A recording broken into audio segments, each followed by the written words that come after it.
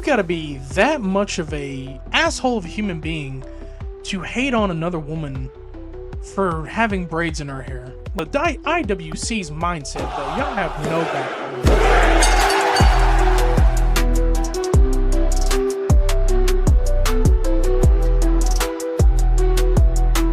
What's up, everybody? Welcome back to another episode of the Beard Bros Breakdown Podcast. My name is RedBeard. Join with me, as always, Mr. Krodok, your champion. Yes, we'll remind you Yeah. every damn time, even though the image is enough, I'm going to remind you to, Bow. yeah, I'm going to remind it myself and you guys every time to strengthen my suffering. Anyways, today's episode is going to be a very, very interesting one. If you've seen by the title, we are going to be discussing top 10 hot takes, five between both of us, of just random things we thought about. Probably not our biggest top uh, top hot takes, but just a couple that we thought about on the fly. And we're also going to do the wrestling recaps of the week. And before we get into that, man, how has thine weeketh been to you? Um.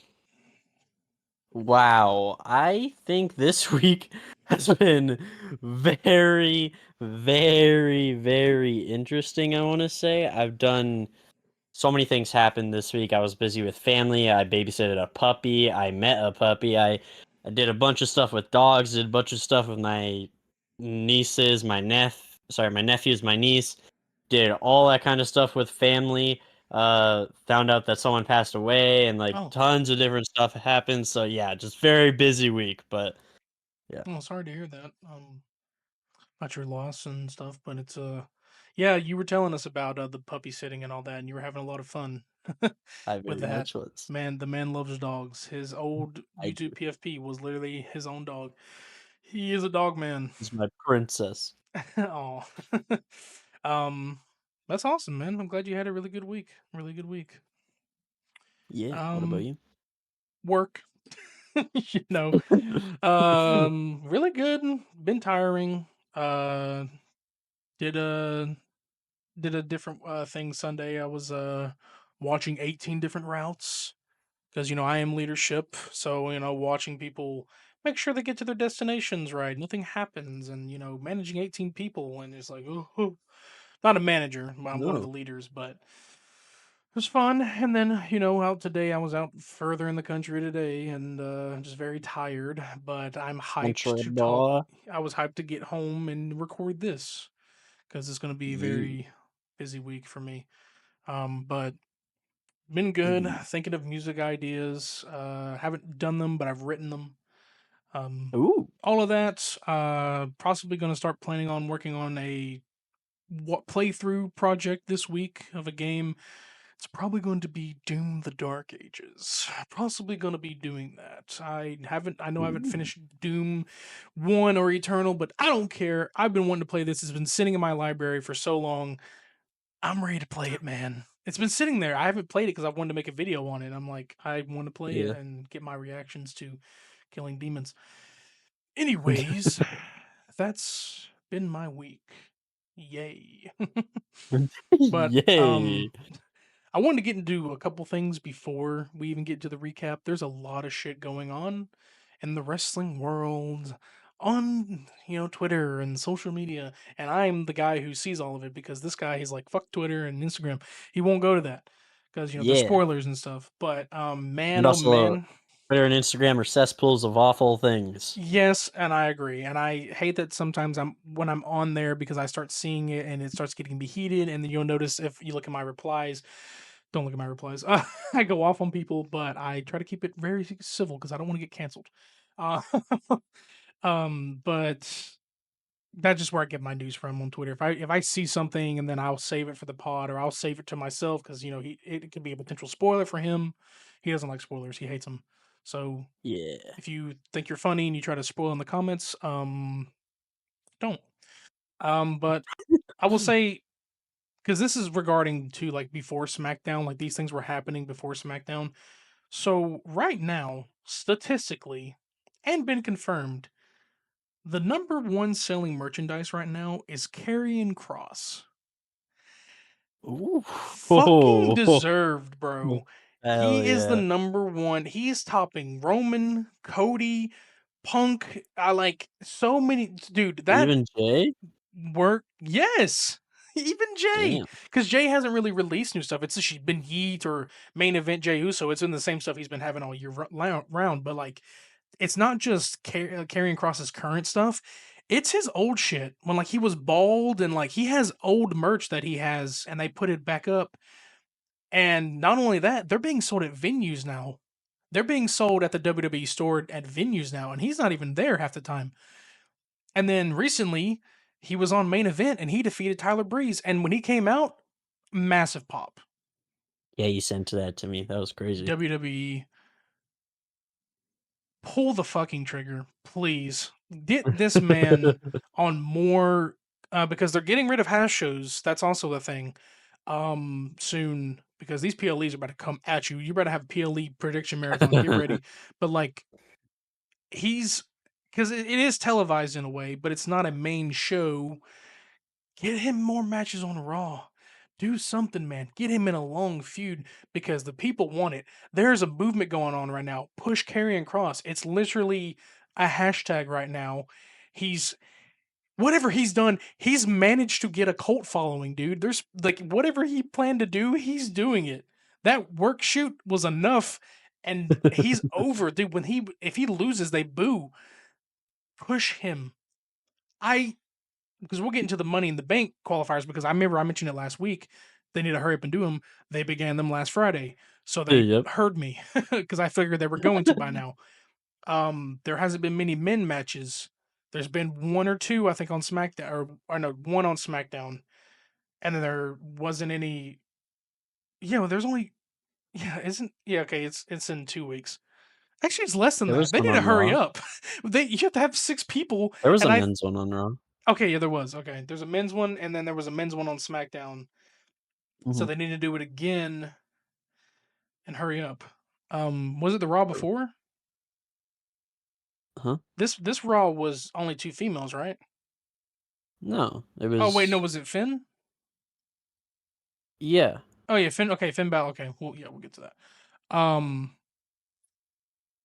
But yeah. So just with all that, I want him to be in that. I know he's not going to, but if he was, he'd be my Money in the Bank pick. I would need. I don't need a. I really don't need a belt on him yet. I want one on him, but I need him to build up to something so they can like. I feel like the crowd is over him now, and this is a really cool angle because it's like he doesn't even have to be there to be talked about. He's literally his presence is known, and it's like push these two, bro. It's amazing. I love it. I'm glad he's getting what he deserves. Like he's getting the push, the documentary, the work shoot. You still gotta watch that documentary, man. It's amazing. Doc documentary and like it's only 40 minutes. I mean, you just gotta give the time, but I mean, it's a really good one. If you love listening to that man talk, mm. But yeah, we'll talk more about that. Like Karrion Cross, like, but other than that, he deserves it. Really want to see him on a push. I'd love to him to have a match on SummerSlam of some caliber, like maybe like a Logan Paul, AJ Styles triple threat, or just him and AJ Styles. I think it just should be him and AJ, but we need something. But other than that, I'm gonna get into Yeah. the recaps unless you have anything to add. Um. No, I don't think so. One sec. Okay, never mind. You're right. There was. You're right. There was no men's match, but that's all. No, that's what I'm But saying. Like yeah. they need to kind of like. I'm guessing that like next month or this Friday they're having two of them. I think two men's, and they're gonna have two men's next Monday, and then after that it's Money in the Bank. God, we're gonna have to be so busy. And we have Saturday night's main event this Saturday. Jesus Christ. Okay, but Oh wait, before we begin, no. I want to introduce a new segment to this podcast. All right. I like to call it Rate the Experience slash RTE for short. And basically, the whole premise of this segment is I will give you a 0 out of 10 and a 10 out of 10 experience from my week, and then I want you to do the same. So, I'll start us off. My 10 out of 10 experience for this week was going to a comic book shop to buy some Magic cards. I bought my first Magic Commander deck, and while there, I the people at the comic book store remembered me from 10 years ago when I Oh used to yeah, go you there told me every that. Saturday to play Yu-Gi-Oh! I used to go there every Saturday to play Yu-Gi-Oh! 10 years later, I come back, I'm now buying a Magic deck to play Magic, and they recognize me. It was like the most heartwarming I experience I've find ever that had. so Such nice I people. find that funny because like 10 years ago, you definitely look different than what you do now. Oh yeah, So like, oh way my different. gosh, it's Krodok. Like, Okay, well, obviously they no. don't Well, call I him that, mean but I'm not going to say his real name here, people. We're not going to. I mean, But we like, kinda had to t no, okay, it was I'm exaggerating, I guess. It was more like, I was like, "Oh, remember me? I'm that guy," and they didn't believe it at first, they really did not.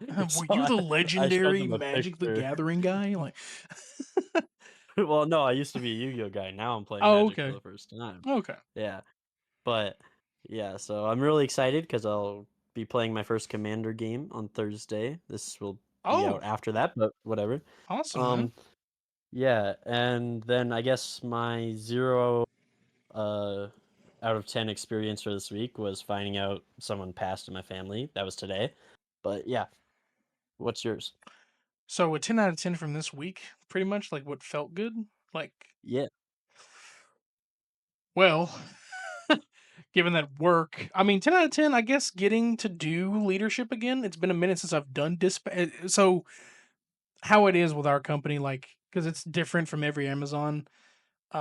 We're an LLC, which is like a private owned business, but it's private, but it's under Amazon. So Amazon hires the LLC to be the people to transport the packages from a station of their choosing that Amazon has. Amazon, you know, 18 wheelers come up, drop them off from their own processing center. They give them to us. We load them up on our vans and our box trucks and our 26-foot, trucks. That's what we do. So it's not like, I'm not working out of the Amazon warehouse, the actual one with the big white ones with the blue check on it. That's not the ones I'm working out of. Um, and I don't have the little electric, weird looking, futuristic ass looking ones. I don't like those ones. The electric ones. I'm not driving those around. I'm driving like the CDVs, the commercial delivery vehicles, the big, wide looking ones that look like a bus, kind of. So I do that. That's the company I work for. I work for its own company, LLC, but Amazon just happens to employ them and pay for them. But also, when you're not driving and you're in leadership role, you do dispatch where you watch all of the drivers from a terminal or a computer and you pretty much monitor them and make sure they're doing what they have to be doing, and then you have to make sure you get them home in time before your OTD, which is overdrive, or sorry, ODT, which is overdrive time. Our drive time ends around 6:15 p.m. So I got to make sure I get them all back. And a little bit overtime is fine because sometimes I can be out in the country in traffic. But that's what I got to do again. I love doing it, and they even told me like, so we got you a vest ordered. Like they have different vests for the leadership with your name on it. We're getting that ordered soon. Like I was off and on leadership, but they were like testing me, trying to learn, and then like recently someone had to step away from leadership, so now they're needing me again. I finally got in the group chat leadership.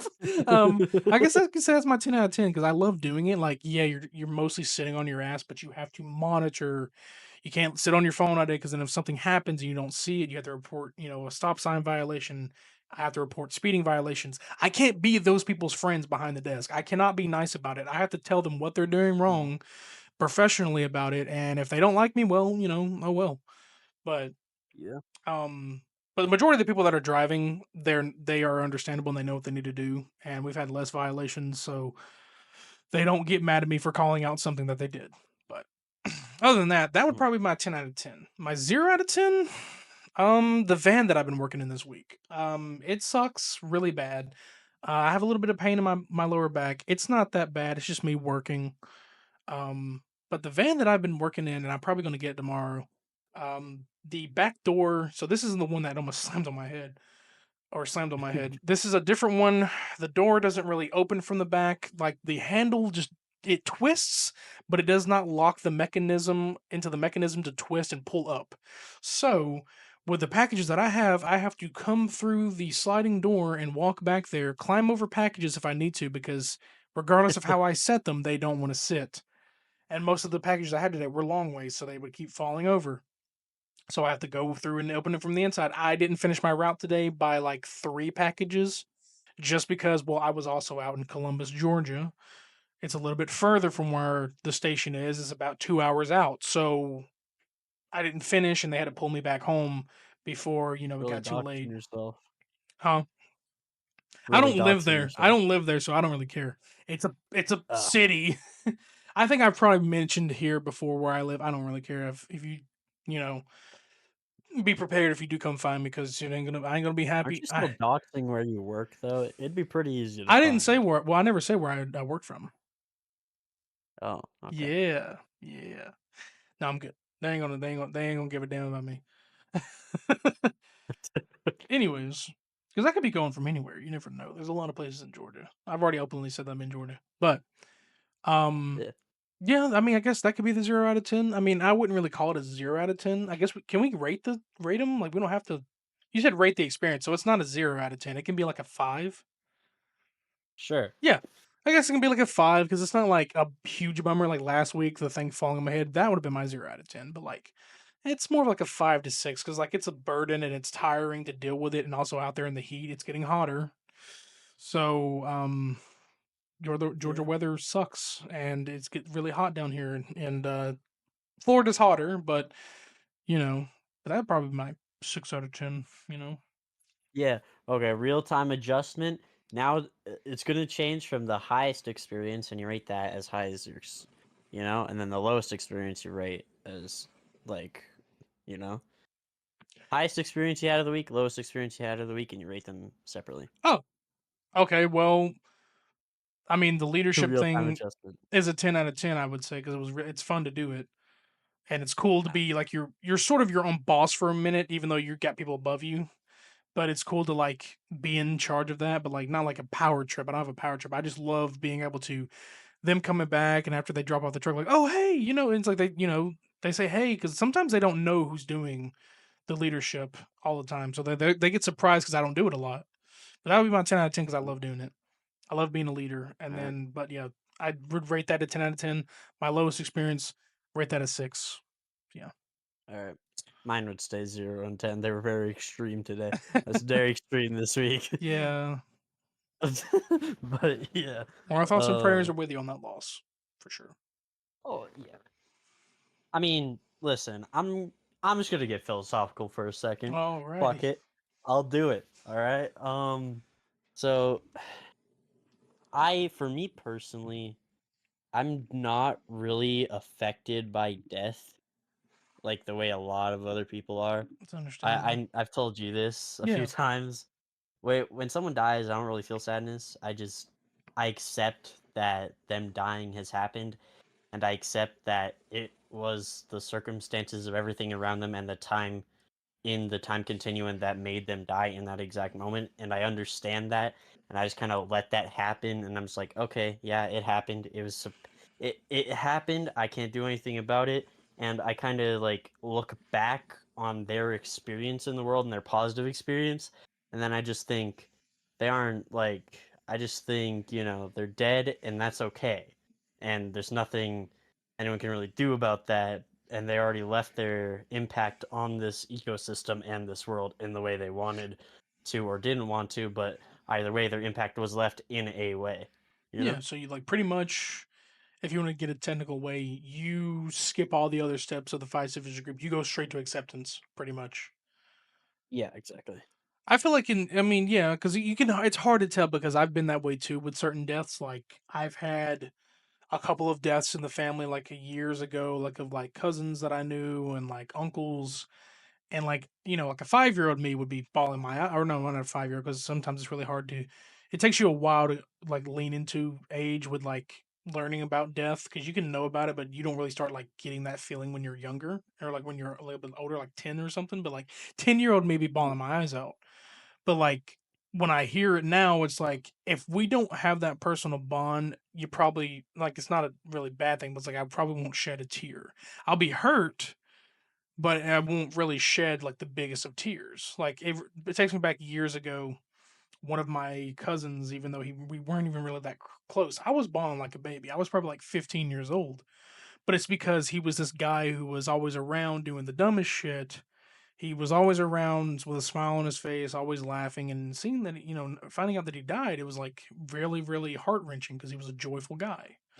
Um, but he died so young, so it's like seeing that, yeah. But it's like if like my mother, obviously my mother, like that would bawling, or and I'm a sensitive person to it when it comes to pets, like and I know you are too. So I couldn't say how you would feel about yours if that in the far Mhm. future it happened, but it's different. It depends on many things. Yeah. I've been that way with death recently too. But if it's someone very close, like I live with my grandmother, like that one, the world ends for like a week, like it or longer when if that happened.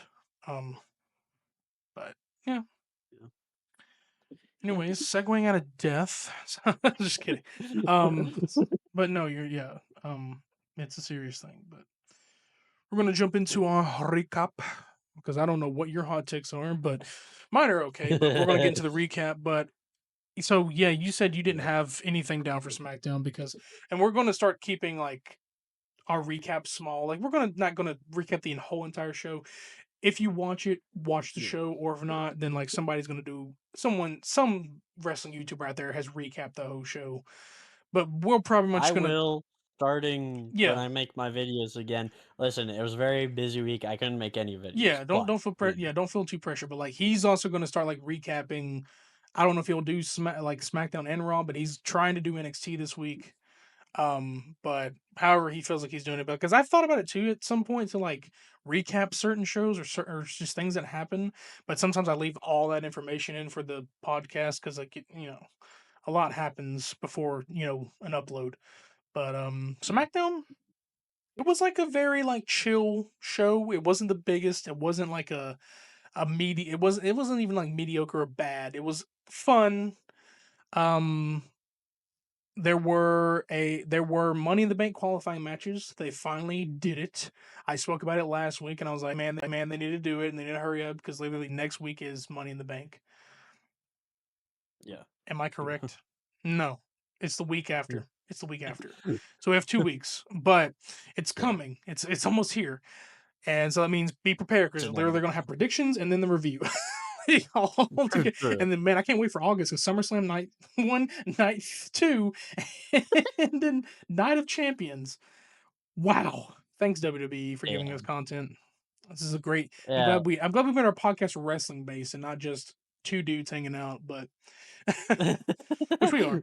Uh, But SmackDown, we had two Money in the Bank qualifying match, and the females, Alexa Bliss won. I'm really excited. yeah! I can't say right now that she's a pick because when we get to Raw, it's like shit. Um, because there's two choices that blew my mind. Well, I had a feeling one of them was how it happened, but the other one I was like, mm. But so yeah, that happened. It was a great match. She was I forgot who she faced off against, but she qualified The and Chelsea yeah, and Chelsea, Meacham. Chelsea Green and yeah, Michin. Meacham. I know it wasn't gonna be Chelsea Green because I think she's already had her run as champion. So like, really, I don't know what the storyline's gonna be if they did.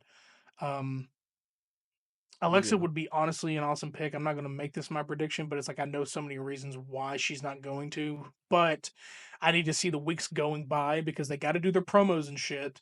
So if she comes out there doing promos and stuff and convinces me, because everyone's still talking about the Wyatt Six stuff, and I feel like that's just gonna fall through at this point. I hope not, but like if that Yeah. falls through, then maybe that clears her for cashing in. Because I'm not even gonna lie to you, I would love her versus Tiffany. That would be insane. I would actually like that. Yeah. Um, To be honest, she's not my pick. Found well, someone else well, fine. yeah. She, it depends on what goes on because we need like four other Nah, women, I or I no, have three other. someone I have the no, one of the people that's already, Yeah, I know. I like, know. in the I'll match. say those for Yeah. predictions though. Um, but there's also three other women that have to be chosen as well. So, Sure. um, which they'll probably be done by next week. But Yeah, but so that I just don't want Alexa to win. I want someone else to win. yeah, Yeah. it's probably not going to happen. She's gonna put people over in that match because I'm not gonna make the same mistake I did with Elimination Chamber and pick her because yeah. Well, you know what? The belt still got vacated later on, so yeah, exactly. but he's a champion But now. that That doesn't matter because he's a champion anyway right now. Anyways, exactly, bro. You he's gonna can't lose it. He's talk. gonna You lose it at Money can't in the Bank. talk. I'm winning it at Money in You the Bank. can't talk. You're not winning You shit. can't You're wrestle. not winning shit. You can't wrestle. Anyways, You can't win. You can't win. anyways, Show me um, your record, huh? What's your win record? I'm Can I see it? okay. Oh First of all, wait, I it's am the zero. long. It's zero. It's zero. It's It's zero. in You okay, fraud. but it's also in the history books that I'm the longest reigning PWC champion. So Oh, that get on my doesn't level. count. We It does reset count. it. It's in the It's a history different books. title. Nope. It's a different It's the title. same It's a different title. It's title. just We it's the reset same it. We one. All reset right. it. No, we It's the reset it. same That's one, bro. crazy. It's That's the same. crazy, bro. That's Okay, I'm the crazy. longest running first PWC champion. How about that? I'm a one-time PWC champion. No, I'm two-time. First of all, actually no, I'm one-time. I'm You're three-time. two-time. What the fuck you on? You're two-time. You're not three-time. The hell? I'm three-time. What do you want? Oh, I thought it didn't count. Anyways, Oh, well, you just said okay, I just whatever, gaslit man. them, people. I gaslit them Whatever. again. Oh, I love it. No, um, I'm Finn Balor. I just gaslit it. No, you're doing great, buddy. Um, Uh-huh, for sure. um, so Aleister Black and Carmelo Hayes.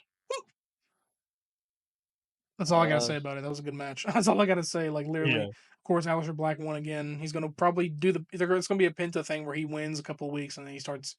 He'll probably get into a feud with someone. It's probably gonna be that. It's probably gonna be like Carmelo and Andrade. It's gonna be Aleister Black and Carmelo for like part 7. You know, um, Rude. a very interesting choice. Solo Sikoa will be in the Money in the Bank men's. Um, Yes. that's gonna be very interesting. Like if he, it'd be also interesting if he wins that and like he's teasing it over Jacob, like I'm not gonna cash in on you, I promise. Uh, very interesting Also, choice. I wasn't going for him, but JC? JC Awful Mateo. name. Awful name. Let's fucking call it like it is. Awful name. I get it. Jeff Cobb sounds very fucking, but like normal, but that's his name. But JC Mateo. That's the first time I've ever seen a name change happen that it didn't need to happen. Where does Mateo come from? Where the I fuck? don't know. So yeah, JC Mateo. Um. All right, Vince McMahon, are you back? Because that's the only kind of thing that I would see happen. Because yeah, that's the kind of shit that happens where they change their names unless he asked for it or he wanted to be different. I highly doubt that, but okay, his legal name is not good enough. All right, JC Mateo, he's still a monster, but why? I Okay, mean, WWE might just not have rights to the name or something. I thought that was So his real I would name assume that's what it is. I don't. I mean, I think so, but because he's not related to any of them. He's Samoan, but he's not related to any of yeah, but I'm them. pretty So sure they still need to like own the wrestling like name, even if it's still their real name. yeah, I guess so. Huh. Well, I mean, he can pull a Ryback and just he can pull a Ryback and just make his name Ryback and then sue WWE for it. No, Yeah, we're not for talking about Ryback real. here, but that's going on. Solo Right in the back, eat ring, shit. solo in the ring and shit, and like Jacob hit a promo, an amazing promo. I'm not saying everything from SmackDown. There's only like really big moments, but like Yeah, I that was understand one where of you're them. With Solo winning the Money in the Bank, Alexa winning the Money in the Bank qualifying match. Um, Wait, first, bro, why is Jacob not saying "I love you" Solo? because he doesn't It love him hurts, anymore. man. He doesn't love I him hate anymore. her. Um, Why?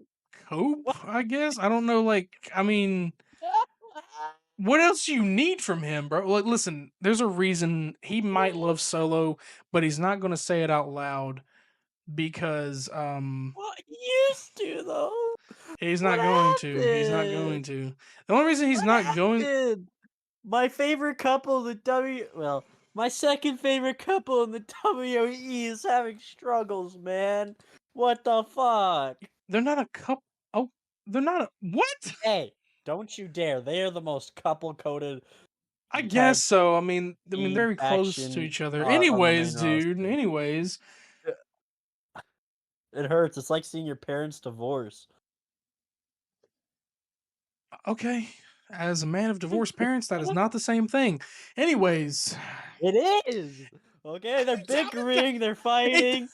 okay, it doesn't feel like it, but all right. I guess it's just maybe we had a different divorce kind of thing in my family. Anyways, Ugh.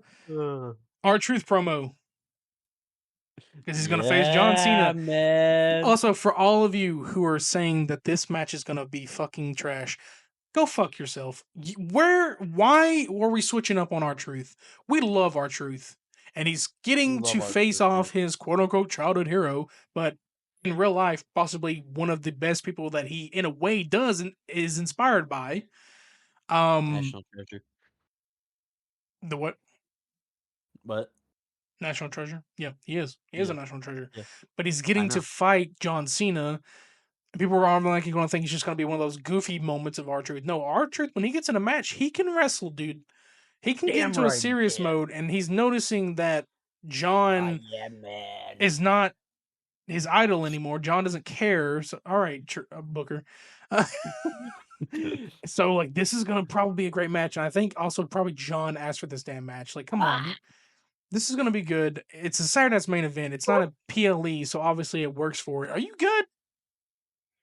Are you? dude, You're ad libbing my shit. Like every time I say something, you're no, good. I'm sorry. I'm sorry. I'm just like I don't know what's happening right now, but I cannot stop He's just myself from just vibing, like bro. But fucking being ecstatic right now. I spilt water all over oh myself. my god, be careful, man. But Oh my god, dude. I think this match is gonna be good. Obviously, we probably will know the outcome because, like, we can go ahead and talk about it. We're not gonna have a predictions episode, but like, obviously, John's gonna win. Oh, John's yeah, gonna win, no easily. shot. Yeah, Yeah. is it the title match? It's not a title match. It's just a regular match, isn't it? No, I think Yeah, no, it's a title it's match. a title match. Oh, okay. No, Surely. obviously, John's gonna win. I would not be surprised if this sent us down a heel turn route for Raw Truth because we haven't seen heel R Truth since 2011. Probably not going to happen. But man, in a way I missed heel R Truth. He was a fucking menace. Um, like dude, I Poking encourage you that to go watch. cigarette. I encourage you. I don't know if you have. Go watch Hell in a Cell 2011. Miz and R Truth. That whole storyline of like them being like fake fired and being arrested, like that was the good moments. Vince McMahon, what happened to your brain after that? Because that was a great storyline you wrote. You don't even watch this shit. But like there was great storylines happening in 2011 and that especially Miz and R-Truth having a tag team, being heels and shit, like most of it was corny, but like regardless, they were fucking they just made shit felt real. But anyways, I'd love to see Hill R-Truth again. It's probably not going to happen, but I'd love it. But obviously You John's going to know, win. yeah, John's easily winning. Cause let's be honest, our truth is a national treasure, and WWE wants to make John the villain, so they're gonna make Well, him yeah, beat up and our they're not truth. obviously going to take it like no offense to our truth. He, in a way, he's had world titles before, like in other promotions. He's never had a world title. I don't think in the WWE. He's had a world tag title, but he might have been United States champion. I'm probably wrong, but it's been so long. He's been here forever. I don't think he's held a I don't think he's singles held title one. He's been here forever. I don't think he's held one, but he should. I except in wish he. 24/7. Yeah, 24/7. But I mean, that counts, but it's it's no longer around anymore. But Get in the water. By the way, this water is warm as hell. Anyway. okay. Anyways, John's obviously winning. I believe something's happening. I'll get when we get to Raw. That's when I'll start mentioning the other matches. But um, that promo, our truth. Drew McIntyre and Damian Priest is still going on. What the fuck? Yeah. But I'm pretty sure they're leading to this is going to be the last time they face off because they're going to be in a steel cage match. Uh, Mhm. it's really hard to tell who's going to get the upper hand here. Um, but I think it's going to be Damian this time. I think there's some plans going on for Drew, and I don't know what it's going to be. But I think because Drew got the upper hand at Mania, maybe Damien's going to get it this time. But again, remember these predictions don't go to anything. I'm just predicting them while we are here because it is happening this Saturday. I want to at least talk about it because it is he and I are both going to be watching possibly. So Yeah. it's okay to talk about them. I mean, they're not PLEs, but we can still predict something happening. We don't really predict the main shows because like that doesn't do anything for us. But Yeah. um, I so mean, that's it's just confirmed. There was things going on with Motor City Machine Guns, DIY. Like they're gonna be feuding for so fucking long. I was like, at this point, when I see them, I'm like, oh, okay. I like seeing them, but I'm like, do something, do something, man. Like have a match at Money in the Bank or some shit. Like yeah, only DIY Street Profits and Motor City Machine Guns. And oh yeah, no, it wasn't even that. It wasn't even Street Profits. It was Fraxium or something like attacked someone or got attacked or whatever. But I mean, yeah. it wasn't the Fraxium's winning. biggest. It wasn't the biggest, but yeah, Fraxium needs to get those belts. Give it to my boys, I'd like the for them to do goats. it on a Frax. PLE, but I mean, right now they're only focusing on the Oh yeah, big stars and big shit, so they're keeping them on like Tiffany Stratton faced Nia Jax, which it could have been literally a Saturday night's main event if they wanted to, no, but they did that. Excuse me, and Tiffany obviously beat Nia. Um, but Naomi wait, is literally what? I mean, let's just talk about how the tag team division of SmackDown keeps getting fucking robbed, bro. Okay, not on WrestleMania card. They don't even get on the Saturday night's main event card, which is the most filler PLE of all time, except Crown Jewel. So That's like, because they it's deserve more. They deserve more than a filler PLE. They can do shit. They can do shit, bro. Fraxium needs to be on a PLE. Put them on like Night of Champion. I need to see almost every single belt in Night of Champions. I know that's I'd not going to love it. happen because that's not going to be a big card. It's probably going to be 5 or 6 matches. And what's the point of calling it Night of They're not. Champions? They don't give everyone. I mean, I know like Io is going to probably be on it. She better be. She has not defended that on a PLE in a while. But they're building something Oh up yeah. because I'm pretty sure they're building shit up with her and Julia. Even though, but oh yeah, What? speaking No, they're not. I was gonna say speaking of Julia, because I was gonna say they were building. I thought they were building something up. Julia is officially signed to SmackDown, And I told you. That's all I'm saying. and well, I think the blue braids in her hair was giving us that idea for like the last 2 weeks. Um, and then I guess we can go ahead and say Roxanne is also signed to Raw. So, well, I never really doubted Yeah. you in the call. Well, in a way, I didn't. You I at first, totally doubted me. What the fuck is this? What okay, is this at first, gaslighting? well, no. I'm not guessing. I didn't heavy doubt you. At first, I was like, okay, they're doing something here, but who's getting the bigger, like, who's getting really more caught up first? I thought like Julia or someone was there to help someone, but they were both getting caught up simultaneously.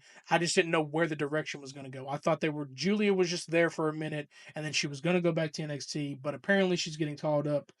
She's been called up to Like I SmackDown now, told so I didn't know what they were going to you. do, and I don't know what's going to happen over there. And On that's why they call me the predictions champ. yeah, I could potentially see her not necessarily going for Tiffany, but going for Zelina. Ooh, I don't know. I Selena mean, would Vega. that would be a banger? You think about that, her versus Zelina, but I need her. Yeah. Yeah, the crowd. I wish the crowd would get behind her more. Like they see Roxanne, they're like, oh yeah, cool, and then they see Julia, and they're like, no reaction. I'm like, come on, bro. I Yeah, get it. also, what's this stupid online thing about the Braves? Like, that's fucking dumb. The what? Anyway. Oh yeah, yeah, Where yeah, yeah. people, Yeah, yeah, stop like, gatekeeping braids. Listen, I know I'm not a man of color. I know a lot of you will probably think, don't give your opinion on this. It's too controversial. When did hairstyles get gate kept to a specific race? When and what era did this race invent this hairstyle, or this race invent this art style or genre or whatever? I get it. Maybe some like yeah, you can the art style and or music style is different. Like okay, people of color they invented rap. Okay, cool, and then it migrated on to everyone else. Anyone can do it now. Why are we so butthurt that a Japanese woman? She's Japanese, right? Making yeah, sure I'm getting a Japanese for woman sure. wearing braids. You got to be that much of a asshole of a human being to hate on another woman for having braids in her hair. Like it comes to one thing like, oh, it's one thing to say and maybe it doesn't look good on her. Okay, that's your opinion. But to say take that shit out of your hair or I'm gonna rip it out. I've seen people threatening her. Y'all are you need to chill. Y'all need to chill the fuck out. It's braids. I don't remember anyone saying a damn thing about Bray Wyatt when he had braids in his hair. And yeah, I get Or it. Damian Priest. Oh yeah. Oh well, no, they're not going to say anything about him because he's Puerto Rican. It's the closest damn thing to a Black American. They're not going to say anything about it. That's all the fine line. I'm not even going to try to get controversial. Is there's like a fine line between Hispanics, African American, and Black Americans to where it's like they're able to share it because I don't know what it is. I don't know if it's skin color or whatever. But then when it comes to like white people, she's Japanese. I get it. Her skin color's white. That doesn't mean shit. They didn't say anything about Bray Wyatt, because they didn't say anything, there's a reason they didn't say anything about Bray Wyatt. It's because he literally his fiance was JoJo Offerman, who is black. They didn't say a damn thing because one, people if you hated on Bray Wyatt, you were attacked. People didn't like you if you did that. But also, he's passed now, so the whole vibe has changed. So not really anyone's gonna hate on him anymore because he's passed and it really hurt. But when he was alive, nobody said anything. So with Julia, why is it easier to attack the woman instead of the man? And here's the answer. I just said it. Woman. It's so much easier for people to attack a woman than a man. Stop. Who Yeah. gives a shit? It looks cool on her. I do love her silky, long, silver hair look, but I also like the braids. Shut up. You didn't say the same thing about Meechin. She's come out with braids before. Y'all just hate people. Y'all just don't like. Y'all just want to find something to hate on. You run out of ideas, and then the hate for Triple H recently. Chill out. I saw a video clip of him. This is a spoiler if anyone's watching the show. Stephanie's Places, the show that she has where she goes around interviewing patients. He's talking about. There's a clip where he's sitting there talking about being afraid of death because he had a health scare. He's like, I can die at any time. This and that. A heartfelt moment, and I just look in the comments. I'm like, because I'm a curious person. There's always a hater in a comment, and he's just down there like Yeah. someone like this man truly saved the WWE. And then you scroll down and someone's like, "Well, I think it's becoming worse because he's turning into Vince and the storylines are looking." I'm like, dude, you come on here comparing Triple H to Vince McMahon when when the video clip is about him being afraid that he was gonna die. Really? Yeah. Come on. Y'all have like the IWC's mindset, bro. Y'all have no backbone. I can't with y'all. It's like it's It's always something new wild, every week, man. Like I don't understand. bro. I can't anymore. Like there's only certain times I agree with y'all when like, oh fuck Alberto Del Rio. Like, yeah, sure. But like other things like braids in your hair or just because I don't get y'all sometimes. Like the only time I agreed Just was also the hating. releases, but shut up. Like Literally every single week, there's a new thing they're just hating on for no fucking reason. It's like they love it. oh There's yeah. like, wait, we can't find anything this week. What can we attack? Julia's braids. Like Yeah, what? I don't understand it. It's because she's on main roster too. They weren't saying anything about her when she was on NXT. They come into main roster, the IWC's turf, and then they start like, oh yeah, I gotta hate on this woman. Like, who is she and why is she over? Go watch NXT. It's not that hard. Unless you ain't got cable, it's not that hard to go find NXT, dude. Just tune in on there. You get two shows back to back, and then you get SmackDown. You get Raw, NXT, SmackDown. Go try it out. Just cause fucking Randy Orton is on it doesn't mean you ain't gonna be entertained. Most of my favorite superstars are on NXT, and I barely watch it. Homo sapiens True. rise, bitch. Anyways. Yeah. No, I think it's just a thing of like I think it's just stupid because there's so many, and I mean so many in the history of wrestling. There's so many non-African like Americans or African people that have worn braids and never heard a complaint up until now. It's Do genuinely you know how baffling. many like people of color or blacks that I know have had straightened their hair? Do you see me like our hair? Like, listen, the one thing you can say about the very interesting thing about black people, not only like their talent, like sports talent, musical talent, their hair is the most interesting thing that they have about them because they can do so much shit with it. They can have a little bit like an afro here or something like that, and they can turn that son of a bitch into the craziest thing. Y'all's hair is amazing. Y'all have Like great hair. Alicia I Taylor. I I literally get jealous. I listen. Where I work at, majority of the people working there are black, and I compliment them every fucking day. I'm like, dude, I wish I had your hair because you can change it and mess around with it, and you can have it sitting like that for so many weeks without having to either untangle it, wash it, whatever they do. I'd like y'all's hair. But then when someone else tries it because it's a whole different style of hair, you don't like it. Maybe you should be like, if you think that it is your hair only, because I disagree that it is only set to one race. Come at me if you want, but that's my opinion. If you believe that truly, that it is only your hair, if I were you, I would be honored that some other race or someone else is trying out my hairstyle. I wouldn't be pissed off. I'd be like, "Oh my god, they're spreading our culture around." Like, dude, what more do you want equality? That's equality right there. I'm not gonna get into it more because it's like it's such a controversial topic because you have another side about it, but it's like I don't complain about it if we have braids in video games. Like, I get it, it's fictional, but like, it's a hairstyle. Like, chill out, I mean, bro. look at Aloy. Like, The whitest yeah. person ever. And by the way, Vikings had braids anyway.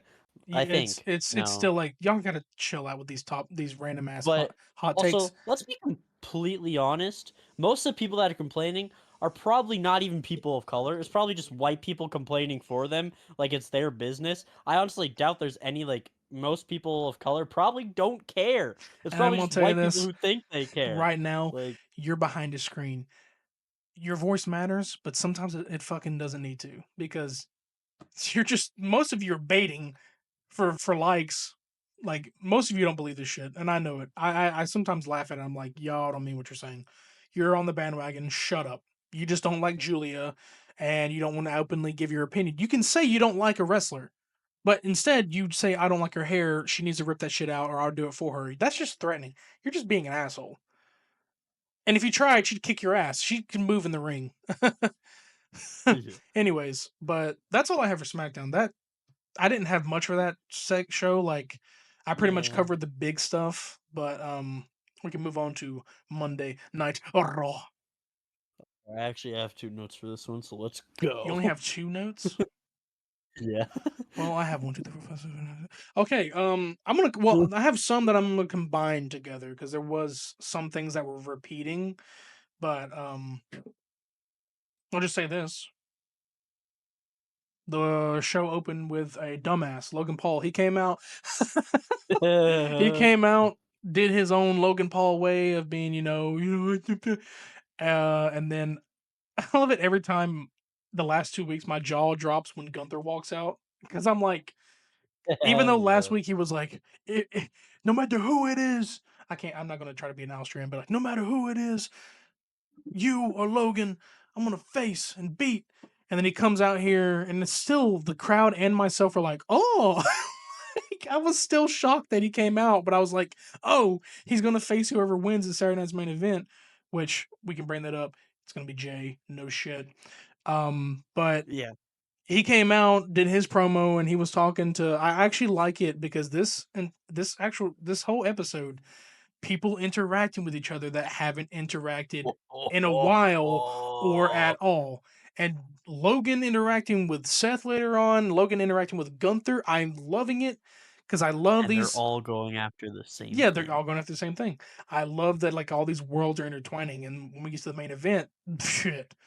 Um, but no, that was pretty good. And then like also after that segment, then Jay comes out, sneaks up on him, and the crowd every time he's there, like the whole yeet wave is building up, and it gets louder and louder the Make more he runs in, and then he knocks out Logan with a super kick.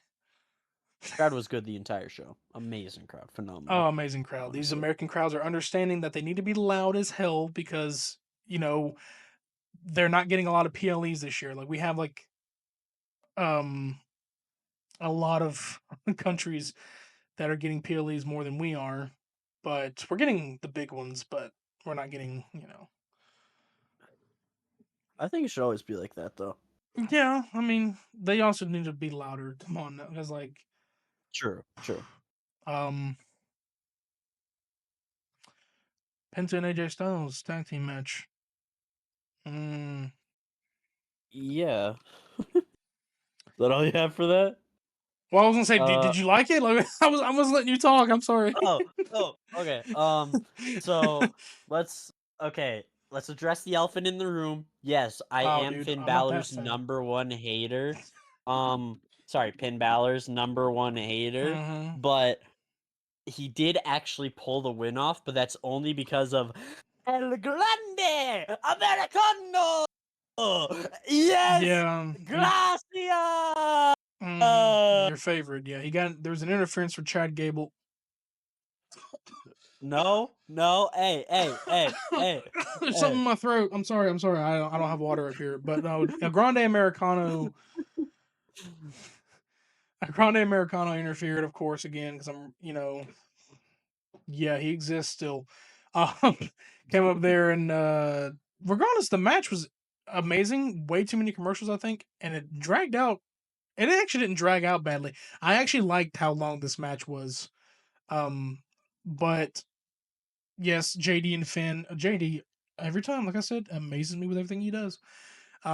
Literally will kill himself. He literally will do anything to almost die in the ring. He's almost died in the ring or at the announce table. I feel like there was one spot that I thought he was gonna die again. I'm like, you just came back, dude. Come on. But no, he sold the Mexican Destroyer Dude, that was crazy. very, very well to where I thought he was gonna die again. uh, Yeah. but because of the interference from Grande Americano, um, Gracias. he hit him with the headbutt with a metal plate in his head, and Michael Cole. I want to say this right now. I feel the same. I believe it's Chad Gable too. Pat Oh McAfee. my god, Pat no McAfee. way. Listen, You're not. I want to have a heartfelt message to Michael Cole. You are the goat. You're better than any commentator right now. You're better than Wade Barrett. You're better than Pat McAfee, who all think that Grande Americano is not Chad Gable because they're fucking Because it's stupid. not. And listen, Michael Cole, you're the goat. You'll always be the goat because you see, just like I do. Please be a guest on the pod. Anyway, Hey, no. You can't just move on at your yes, I false can. Yes, I accusations can, against dude. El Grande Michael Cole. Americano, Michael Cole's the goat. American hero, Mexican hero, greatest luchador of, well, second greatest luchador of all time. He's And only El shown up this time. Grande He's only shown up this year. Americano is No, the only reason that Pin Balor got the win. Because otherwise, let's be honest, Pin Balor would be eating that pin like a 1, 2, 3. But no, because of El Grande Americano, the GOAT, one of the greatest luchadors of all time, Pin Balor wins. And only because of him. mm, I hope he gets his mask taken off, and we'll prove you wrong again. I will prove you wrong. Mm-hmm. No, you'll be proven wrong. You'll be proven wrong. You'll be Mm-mm, proven wrong. mm-mm. Whatever is in that Mm-hmm. mask makes his face look not like Chad. They're doing it very well. We're gonna find out, sir. Okay. Okay, So okay. I can't wait to see till you're wrong. on to the meat because this one was a great match. Roxanne Perez has qualified for the women's Money in the Bank, and also Lyra Valkyria is back. I called it actually. I didn't tell Ooh. you this, but I was sitting there and I was thinking when I saw the match card because I see it beforehand. I was like, "There's Lyra's got to return. There's no way." Like Lyra, because I was Mm. like Becky. Like first of all, no hate to Zoe. Zoe Stark. Well, that wasn't this match. That wasn't this match. That's the next match. Okay, sorry. And no hate to Natalia. She's a veteran. She's amazing. I didn't see her winning it just because like Yeah, it was a no. random like throw in there. Like I honestly would have made more sense if like it was Max. First of all, I don't know why her and Maxine Dupree are supposed to be having something, but Maxine was not out there cheering her on. I don't know what's going on. They're teaming up now. They don't Apparently, know what to do. Natalia is with them, Alpha Academy or something. I don't know what's going on here, I but don't know. she was all dressed up in like this first lady outfit. What the hell is? I don't know. But they're like either a team now, but they're not a official tag team or something. But her and Maxine have been like, I've been seeing them posting on like social media, like they have matching gear now or something like that. She might be a new addition to Alpha Academy, or she just might be there on the sidelines. But um, cool. But like, I don't know. I would have probably guessed like a Maxine Dupree thing. But like Natalia did great out there. Uh, Sharpshooter after sharpshooter, like she can do it. She's just not getting the push she deserves. The last time she got a push, I kid you not, was 2011. Fuck. Yeah. But great match, and Roxanne qualified because of an interference from. Which Hmm? which is the person I'm going for to win Money in the Bank? I want Roxanne to win so bad. No, you can go ahead and give I you. I think mean, she if should you want to do an win. early prediction, I mean, well, we're not going to lock it in, obviously, because it's Well, not that no, time. no, no. But But I do think she wins. I think they want to cement her on the main roster. they are dude, fully cementing her, and like she got the loudest pop for that win. I mean, they. I don't even think they were picking Becky. They obviously weren't picking her, but for like she won it, and they were really happy that she did. So like, yeah, I know she's a heel, but like she's the pick probably. I I don't mean, she know. holds the record for the longest women to ever last in a Rumble, so Yeah, I think she's over Rhea. No, well, she is. yeah, because Rhea entered number two to do that. She entered number. Did she enter number one in the Royal Rumble? Well, no, she has the longest amount of time spent in a Rumble out of any woman. So like the thing is like longest going. So she beat like Bailey's record of like an hour and 7 minutes or something like that. Okay. Well, then she didn't So she beat. was like the She Iron. didn't beat Rhea's then because Rhea came in from number She did. two. Did she come in from number two at the Rumble? No, but that's not what I'm saying. It's Because like the when amount no, of because time they Rhea, spend in the the year that Rumble. Rhea won, she came in from number two and lasted all the way through the match and didn't get eliminated. That's when her and Liv entered number one and two. So I still don't think she beat Rhea's record. She did. I'm telling you, she How did. does that make sense though? I'm Because Roxanne confident didn't win the Rumble, but because the Rumble's longer. well, I know that, but I'm saying like if Rhea entered number two and stayed all the way through number two and won, Every Rumble is different length of time. Roxanne, no, Roxanne Yeah, entered later on. So how is hers longer? That makes no sense. it makes perfect sense because Rumbles are different times every year. They last different amount of times, different amount of I time. don't know about that, man. I mean, I guess I can. I We can am fact check ourselves confident. later, so you can fact check me. But I mean, I am actually confident. I'm like 100% sure. all right. I mean, if they're saying it on TV, then they must be Believe me. right. But I mean, anyways, They she's did, bro. qualified. It was everywhere after the Rumble. Anyway. All right, all right. And while she's qualifying and she's winning, you just like the camera keeps cutting back to Lyra and Becky beating the shit out of each other. It's funny as hell because her song's playing and she's like, "Da, da, da, da, da," and they're just like, what the fuck, you fucking piece of shit, and just beating each other's asses and all the way to the back and everything. Um, that was it was a good match. I liked it. A lot of you want to say something? I want to see your notes because you've said you've had Raw and I've been taking over. I don't want to take over everything. Yeah. Anyway, I sent you an image, proof that Roxanne was the one, but whatever. Anyway, uh, my All my right, notes for man. Raw Yeah, you were proved me wrong. were for the Zoe Stark match, one of them, with Zoe Kyrie. By the way, Kyrie Sane's back. Yay! By the way, I'm not gonna lie, when I saw her entrancing, when I saw her coming out, she became one of my top 10 favorite wrestlers of all time. Right Just by under that, Tatum all Paxley. right. Yeah, bro. I've always loved Kyrie. I just needed to see her end because I've never seen her solo entrance, right? But I knew it was Yeah. like pirate themed. You know how much I love Yes. pirates. So She's a big pirate. I've immediately I heard was she's a like, big "Yep, well, her and Asuka like are the same, like are big pirate anime nerds. Like that's what they base themselves off of. Like, which is funny. Like I want to say one thing. Like Asuka's, she's definitely close to coming back. Like she's been posting so many things like I mean, obviously she's a wrestler, but like wrestling related, like I remember she posted a picture with all the title belts on her, like photoshopped. She's just been having fun, and this is just like her way of saying I'm coming back. I don't know if her knee's fully recovered, but could see SummerSlam being a return for her. But like, Yeah. I love her posts. It's just like she's just her random and like her. I think her like profile picture is like her with all the belts on it and shit. It's amazing. She had one I saw today. She's photoshopped onto Superman, and it's the image of where Jade, Bianca, and Naomi are in the ring pointing to WrestleMania, and they're pointing at her. It's amazing. I gotta. I'll send it to you, but it's Okay, just they're please pointing do. at her, and I'm like, Oscar, you. She's like the female John Cena with like, what do her posts mean? John. We don't fucking know. John Cena's still also posting. He's posting. he's, he's still doing that shit even as a heel. But True, um, true. Yeah, before I was gonna say Kyrie's before we get in, well, because I know you were gonna bring up the triple threat, the Roxanne, yeah, Rhea, Zoe. yeah. Obviously, out of all three of them, Rhea was getting the louder pop, which I believe Kyrie deserved a louder pop. They didn't really react, but they were Kyrie should have also won. people were kind of spoiled that Kyrie was coming back, and they could have.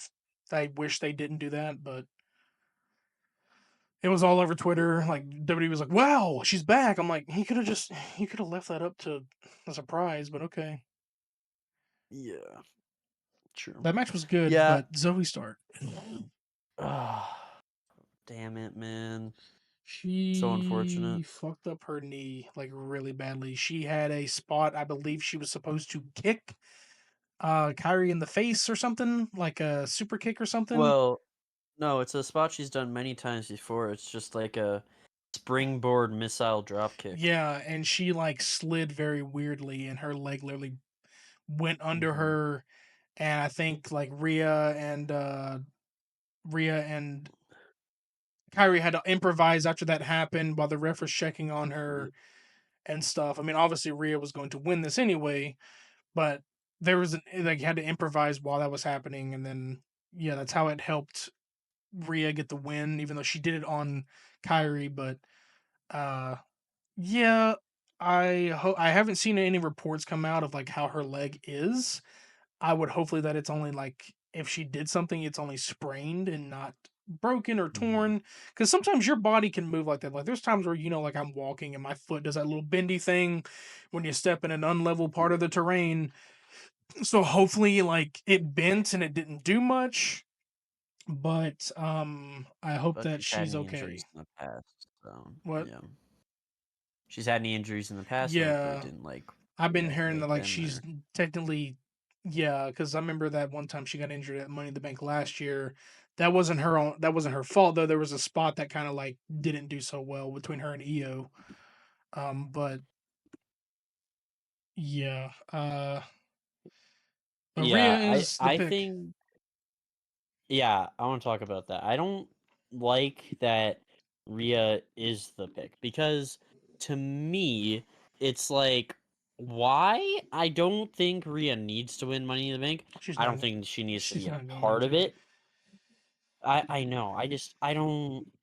I I don't know what they're trying to do with her, and I I mean, don't it makes really sense like it. because she is eyeing up you, and she's been eyeing it up this whole time. So it only would make sense. But like, yeah, she doesn't really need to be in it. Neither did Becky. I'm glad. Like no hate to her, but like she didn't really need to be in it too because there's still unfinished business. But with Rhea, like I don't know. Like really, I would like for her to like have an entire. Now, if she was going potentially for like Tiffany per se, that would not make me mad because like her switching I up and still going don't for like another it. that title, that's a whole different story. I've already seen her have the world heavyweight title. I've already seen the Io and Rhea, even though she was there in a triple threat. I've already seen that match. I don't need to see it again. It's the same kind of concept with Gunther and Jay. I feel like something's going to happen and Gunther's going to go to somebody else. But we may be seeing Gunther and Jay again, which I don't need to. But they could. I don't know.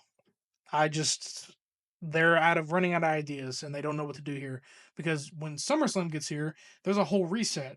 Storylines begin, and it's the same thing with WrestleMania. After WrestleMania, storylines end and a new Yeah. one begins. SummerSlam, No, not this WrestleMania. not this WrestleMania. This one, well, I mean, with Cody it did, but everything else, I mean, yeah, well, the Seth thing and then the Cena thing, so it's like a couple of storylines started, but for other things, no, they just continued. Um, Yeah. but Um, yeah, no, I just think that Rhea would it feels too big for Rhea to win. Rhea feels too big for Money in the Bank. You know what I mean? It feels like she's higher than Money in the Bank status. Feels like she's bigger than Money in the Bank well, status. remember, Because to me, go ahead. Because to me, Money in the Bank has always. I've said this many times, but I think it should always be for people that haven't won a title before. I think Money in the Bank should always be someone's gateway into first getting a title, or at least like somebody's way to getting a world title. You know, if they've only ever had a mid card title. I don't think it. People who've had world titles should go after a Money in the Bank briefcase because I just don't think it makes sense. Well, it's And I always, think it's it should be still for an open people lower on the gateway. card. Yeah, it's still an open gateway to go for the big titles, though. Like, if somebody, like, obviously, if Roxanne does win it, if that's our pick, she's obviously going to go for Io Sky. She's not going to go for Tiffany Stratton or Zelina. Like, most of the time, they don't go for the United States Championship. Like, sometimes they have before in the past, but they don't usually. But they are definitely, I can't really, and I know for a fact whoever is because right now the people that have qualified for Money in the Bank. Well, let's give a scenario here. If Solo Sokoa won, I really hope he doesn't because then it's like, okay, they're only going to go for the United States Championship belt. I don't want that to be the reason or the way they set up this feud. I'm not saying that's going to make the Money in the Bank look bad. This year they're gonna. I hope they make it better than they did last year, but usually when you win that thing, you go for a bigger title than you do the United States. United States title is still important.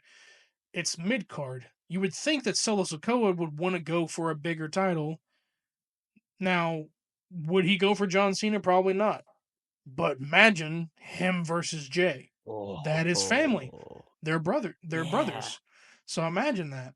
Not saying he's going to win because there's other picks that need to get into the Money in the Bank scene. But if he did, him and Jay, and then oh well, the Bloodlines got gold again. But I don't see that happening because we're gonna eventually see him and Jacob soon face off, probably Mhm. SummerSlam. But that's just a scenario. It's like where do you think the person's gonna go for? It depends on who's all in the match. You have to look at what they're eyeing up. Like if you had Alien Knight winning again, well, he's definitely gonna go for the U.S. title because he can't let that shit go. He loves that damn True. title. Or like it's like if somebody like Penta won it, he's going for Dom. If Finn won it, well, he's probably going for Dom too. But wouldn't mind seeing him going for Jay. Storylines Yeah. change a bit when you win that briefcase because then you have to change up your mindset. Where like, okay, fuck these other guys. This is who I want to go for. So, Mhm. um, Yeah. but from all of that, now also there was some shit happening in the background with Seth, the ultimate villain. Um, he's back there making some connections. This man talked to Gunther. This man talked to Logan Paul of all people. Like these interactions, I love the hell out of them because we don't see this much. But like the amount of like it felt like a movie or like a video game cutscene. The amount of times we saw Seth in the back talking to people, just I loved it. I love seeing him interact with everyone, like bringing the reality and like the worlds colliding. Like, yeah, that's gonna be a paper PLE soon, but we ain't talking about AAA. But the worlds are Mhm. colliding, and like all these people are overlapping because now everybody's wanting the world heavyweight title, and then he's like, talking to Gunther like, I thought I respected you, but I don't. It's like this and that because Gunther doesn't even, So there's just so many things going on. I love it a lot. Um, but also something like potential brewing with Logan Paul. Not saying it might happen, but Seth kind of gave him that nod, like, whatever happens, I might see you on the other side. And I'm like, potential allies or something? But I don't think he's going to be the third man because later on I'll talk Well, about they it. are I allies. have a No. potential for the third man. Oh, okay. And I have it's a bit of a prediction or spoiler. Anyways, Venom. Uh, but I had all that Venom. together. But I know if you had anything to add to that, but that's just yeah, I think it's just cool seeing those interactions. Yeah, I think so too. Yeah. The the Irish fighter had a match with Grayson Waller, Mr. Sheamus.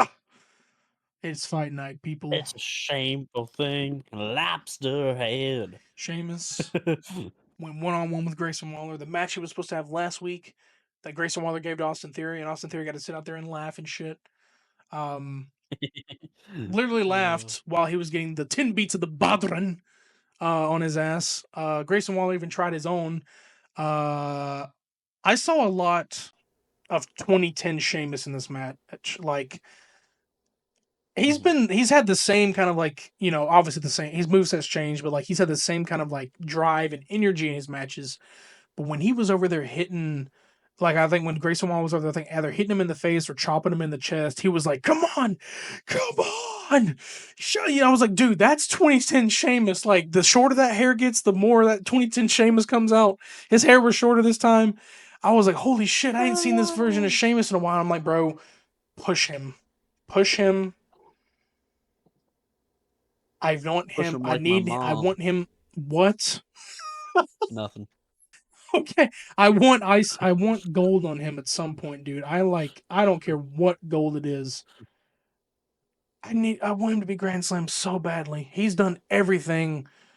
I want him to be Grand Slam so damn bad. I don't care what it is, man. Like, just something. He would have to win the IC. Probably, yeah, the IC, yeah. Which you don't That's want what that to he's happen yet missing. because Dom holds No. it, but No. let I it don't go want to it to some. ever happen because Dom's never gonna let it go. What are you talking about, man? Dom ain't ever losing that title. He'll never lose that title. What are you on about? You're fucking insane.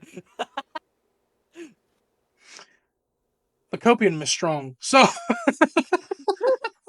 he's losing it soon. Not too soon, but like he's not chill. Because you know why? If he loses it, he can go into the world heavyweight. There you go, buddy. Chill Oh out. my god, you're so right. See, yeah. You're so right. Shut up. Shut up. You know. uh, yeah, I already got the Rhea qualified. That wasn't none the there was a lot of jaw drops probably at some point. That wasn't the most jaw dropping thing. Finn Balor walks into the Judgment Day locker room, and Uh-huh. guess who follows behind him? Little Miss Uh-huh. Priss, Roxanne Perez. Tell me your reaction, because I was thinking about you when I saw that. How did you Oh, react? oh, oh, you wanna know how I Judgment reacted? Day fanboy I here. Oh man. Okay.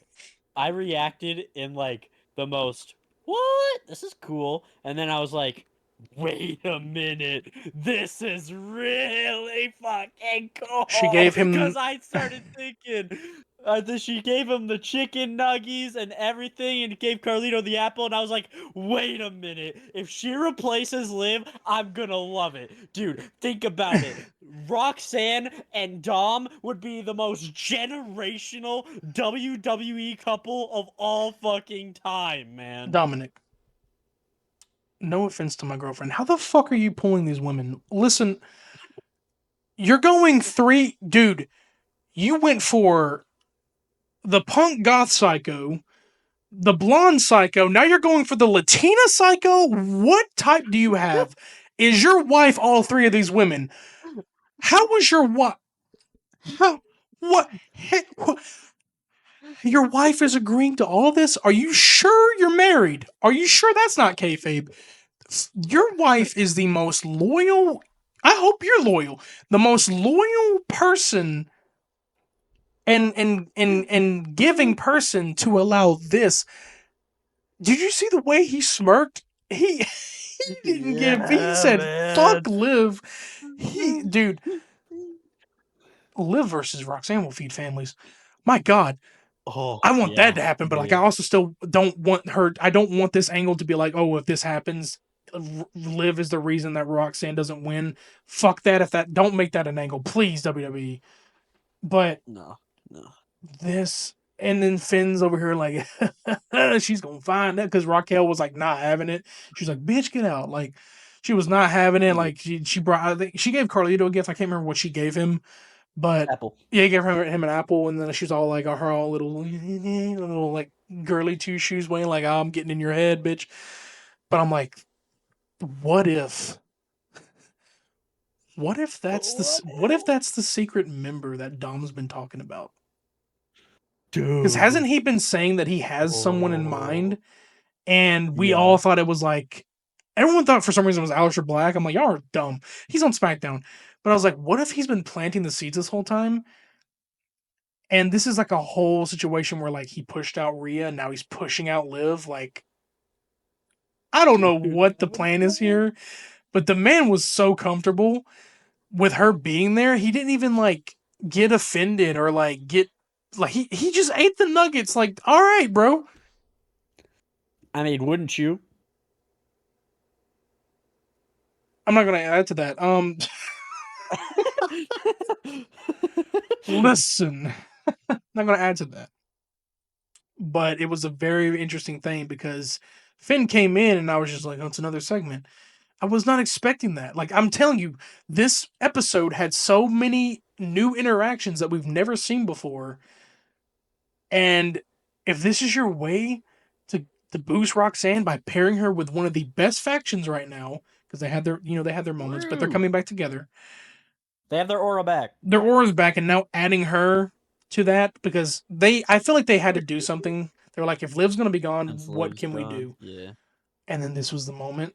And it's gonna be one of those moments where it's like Raquel doesn't like it, and maybe Raquel will get used to it and like it, and then, Liv being gone. It kind of in my head. I played it. I was like, I don't know about this because it reminds me of like the Liv thing, and then like I mean, it's okay to do a repeat sometimes. I would like to But see this this how one. Liv reacts to this shit because like she did it with Rhea, so Yeah, now her dude. getting the forefront is gonna be like fuck. Dude, Liv would react like a crazy psycho. Dude, I would have seen Liv like be like a yandere from like a scary like anime game. You know what I she, mean? Where like she. she there's one angle she teased years ago that people want to see. She was gonna dye her hair black at one point. Imagine she just goes full on depressed mode Oh, and she's just gonna torment the hell out of Dom. I dude, mean, that'd be they're cooking with sick. something here. If they're adding Roxanne, like this is gonna be insane. It's I already would have seen making some like of that. it's already making it felt like a small sweetener of a Raw after Mania. I don't know why, but all of this just felt like new Yeah, storylines building. It just felt like more Raw after Mania. I mean, Raw after Mania this year was great, but it felt like a second filling of that. So, true. but Yeah, it was fantastic. um, That's all the notes I had for it. well, the main event of like it was Braun Breaker versus Jey Uso for the title. The title. Now, obviously, we know how like most times there are title changes. There's been a couple title changes on Raw, like Rhea and Io, um, and then like Braun versus Jay back in with the IC title. But recently with the bigger titles, you haven't seen that much. But of course, I knew that like something was probably going to happen here, or I don't feel like they weren't going to have Jay beat Braun because they're setting up for the tag match that's this weekend, which is CM Punk and Sami Zayn versus Braun and Seth. But obviously, in this match, Paul interferes and pulls Jay's legs and stuff, and then Jay's about to go after Paul, and then Seth comes in and attacks him, DQs the match, obviously. I don't always like it, but when this kind of thing is like, I mean, Seth's also got a DQ. They want to make these guys look strong and not weak to take the fall to a pin yet, especially not Jay because he can't lose his belt. But um, it was a good match overall. Him and Braun already have chemistry, so the match is already good. While that's happening, Sami Zayn comes out now, and then he stands there for a long ass time, but then CM Punk comes out there with him, and there's a brawl, obviously, and CM Punk and Sammy are standing tall along with Jay, all three of them in there, which is setting up for something very big, like probably a triple threat one day, or no, sorry, triple 6-man tag. But Mhm. there was also like, earlier on like a backstage session between Sammy and Jay. So here's my theory. because I thought Oh something wow. was going to happen last night, and I think it's going to happen at Saturday night's main event. Sami Zayn's the Okay. third man I have seen this going around, and I think it's a good because theory. the way Sami has been getting close to both Punk and Jay. Now, Jay and Sami have already been close, but there's chemistry there. And there was history there with Seth before Seth was a full blown heel during the whole Roman Reigns War Game shit. Uh, and I feel like Seth has beat it into Sammy's head, even though you wanted blood from that match, you didn't get it, but has beat it in his head enough to where it's like, if I cannot beat him, join him. And I just have a feeling that it's going to happen probably at the end of the match, or something's going to happen and it's going to cause it to be like a 2-on-1, or, Sammy's going to betray him and then someone, Punk's going to take the pin. Yeah. Now, that obviously sets up for like, okay, who's going to be, Punk and Jay's third man. They'll probably figure that out later, but it only makes sense. And also, Sammy's been wearing black a lot. I mean, I know that doesn't mean shit, but I always pay attention to color sometimes. So if they be wearing dark colors, maybe they're turning, but I always pay attention to that. I love doing that because sometimes it shows character development. If you're wearing all black, you're pretty much a heel at that point almost. Um, Sure. Gunther comes out in all black. He's a bad guy. Logan came out in all black. Like, it's just you can pay attention with that way. But I just have a feeling because I thought it was going to happen there last night because Sammy was hesitating a lot. He was standing there, he was looking Hmm. at him, he was looking back at Jay, looking back at them, and then I was like, okay, well, he's got a turn here, doesn't he? But it wouldn't make sense because the match is confirmed Saturday. But then Punk comes out and they all start fighting. I'm like, okay, maybe I'm wrong, but the perfect time for it to happen will be Saturday night's main event Hmm. for sure. Yeah, but then I like question how that works because It's very weird. it's it's Punk and Sammy versus Seth and Braun. So like if Sammy turns on Punk like at the start of the match, then is the match I don't think over? Or he'll. like I don't what think he'll. happens? Well, I mean, it's going to be a short show, and I couldn't put it past them to give us a main event that doesn't have an ending. It's Saturday night's main event, but it's not a main event. My bad. A match that has a bad ending, but I would say that they tag normally. I would have to say that someone gets the upper hand here, and then Sammy wins. Like maybe Punk and Sammy win, and then Sammy turns.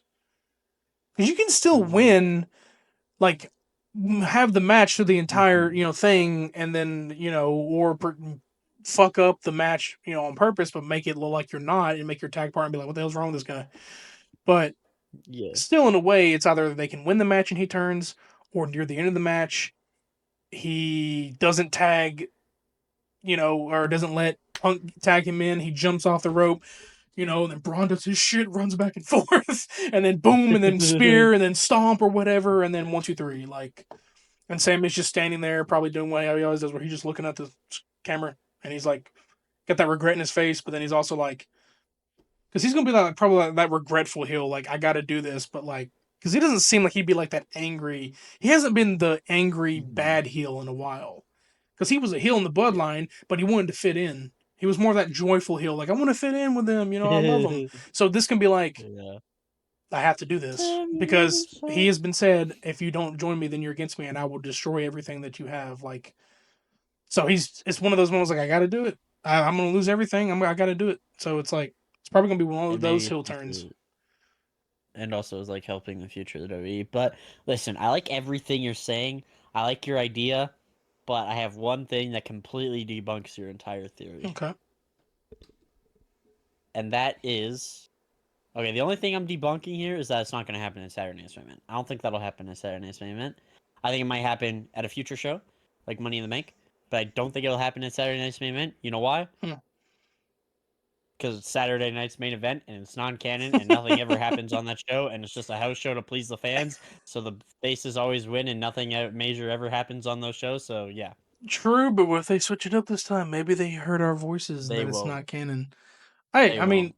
if it does, it does. I mean, I was almost gonna tell you if it does happen, then we can't say it's not canon. If it continues on to Yeah. Raw, then it's like that's the only thing. But I mean, we don't say it's not canon like it doesn't add to the story. We're saying it's not canon because like sometimes it sucks because the buildup of like Gunther And also, it losing, reverses everything. yeah, it's weird. Look at Rumble. That like reversed everything that happened at the Saturday Night's Main Event right before. Yeah, because Jacob Fatu killed Braun Strowman and then he came back and was like, "Ow." Yeah, It's like, okay, sure. exactly. It was Um, dumb. but that is all of my recaps. We obviously didn't do NXT because he has not watched it. I wouldn't say.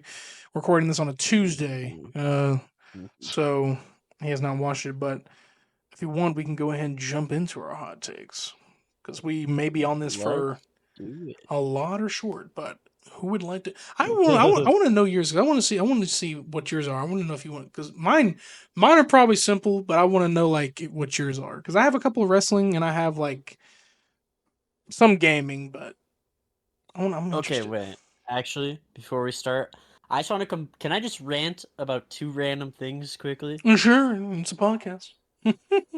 Okay, okay. The random things I want to rant about. Number one, so I'm getting into magic, right?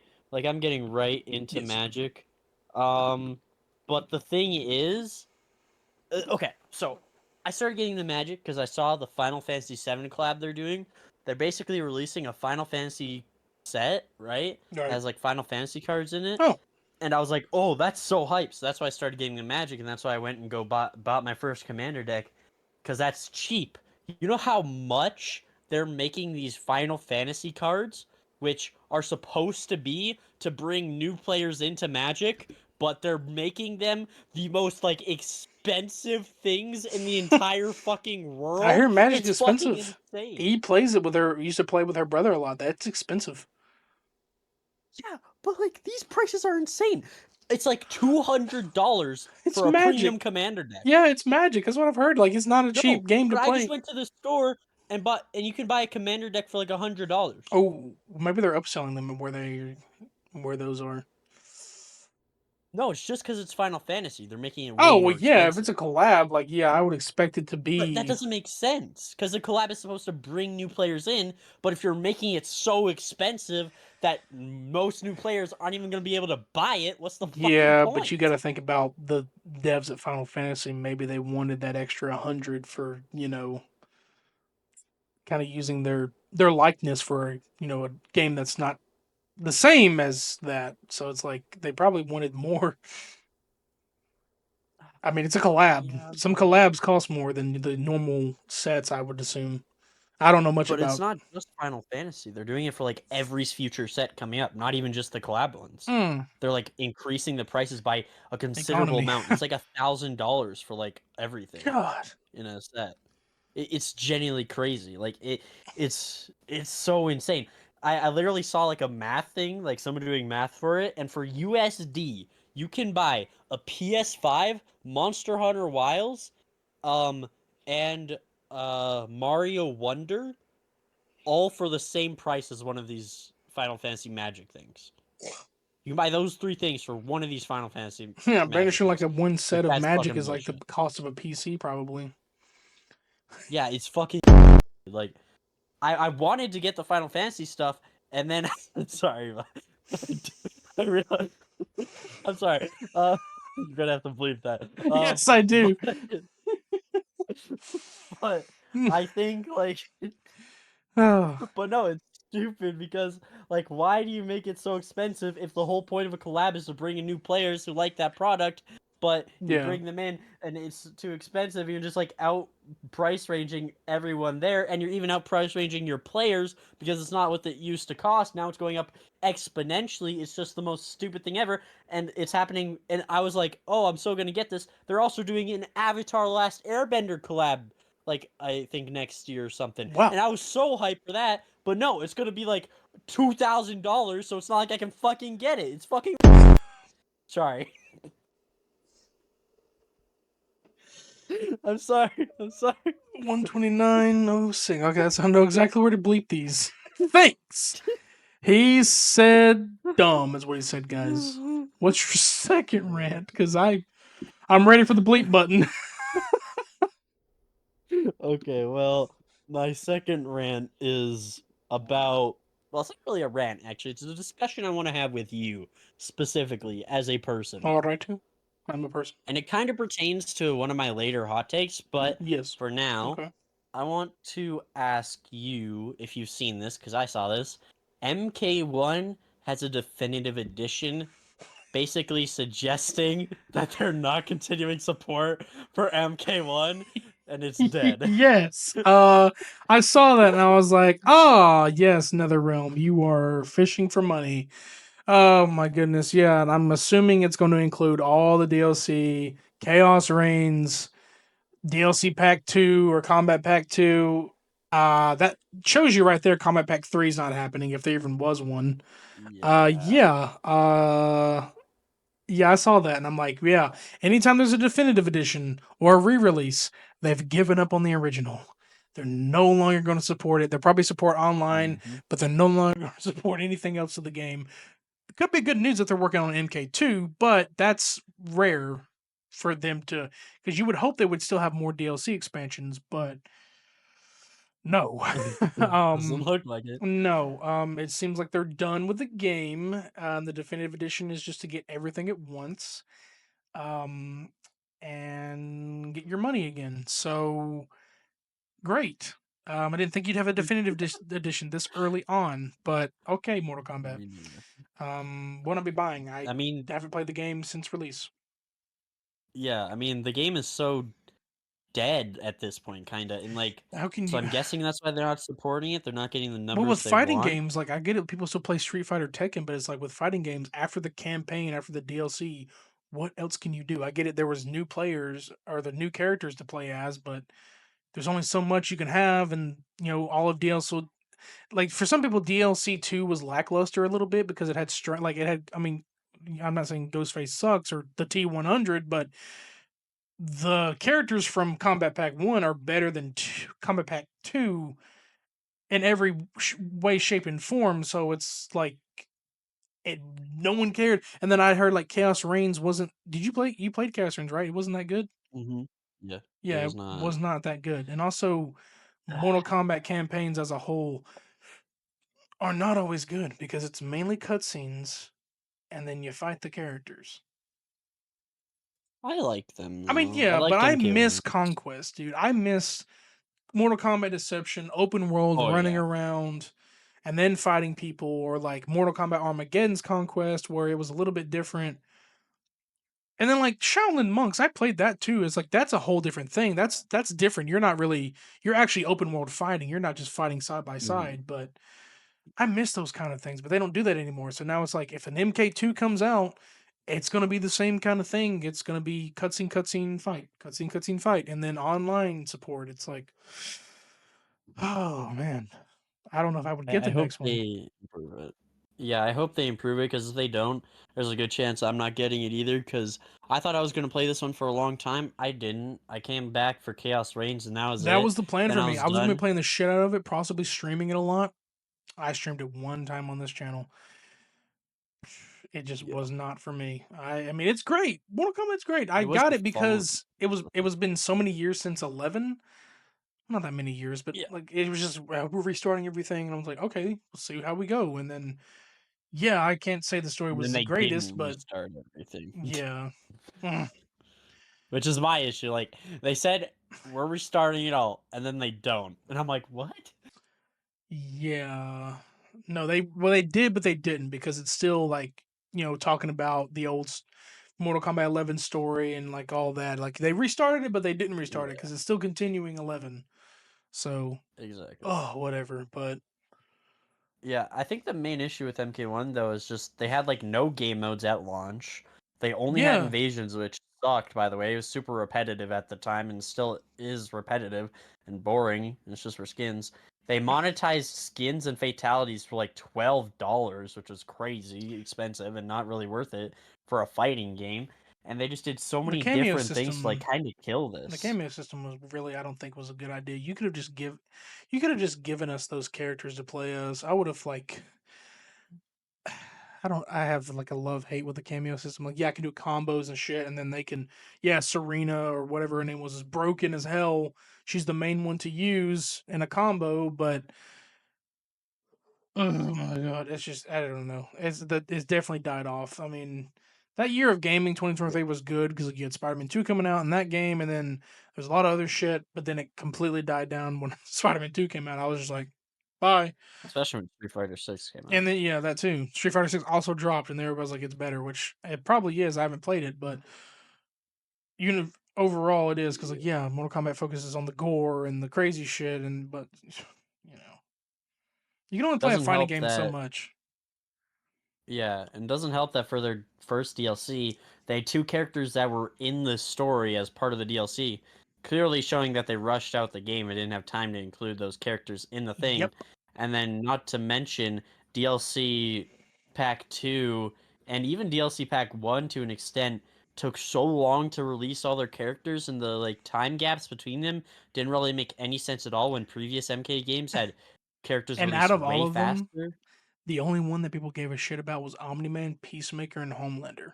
They didn't give two shits about like some people like Takeda, and some people gave a damn about Quan Chi. I mean, he's a very important character, and he was very important in the storyline.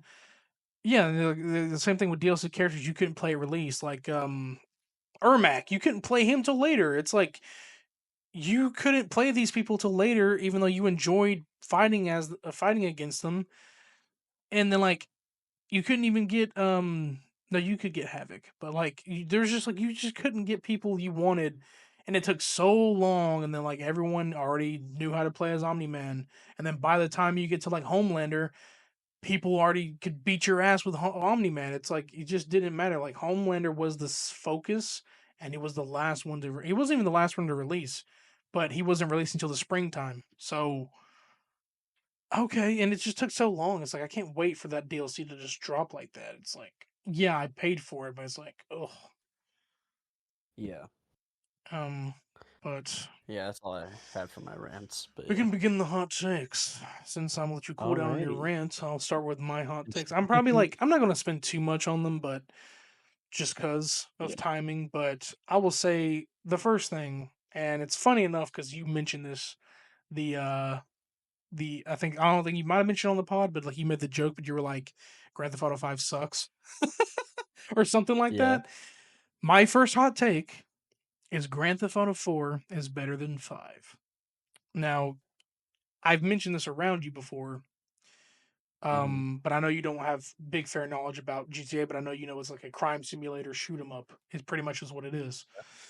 So this has been my hot take for so many years, just because like the dynamics between different. I mean, GTA games are always different in each way, and when 6 comes out next year, it's gonna be hard to. It's gonna I'm about to rank it where 4. With 4 because I got to see the atmosphere of 6 with also 4 and then 5. The reason why, because any people will have a gripe with 4 because it's a very dark story. I am a sucker for serious dark stories. There are comedy moments like, his cousin Roman, you play as Nico. He's an Roman immigrant Reigns. from Serbia. He's coming in to America on a boat. He gets off. You meet his funny cousin Roman. America. Fuck Sorry. yeah.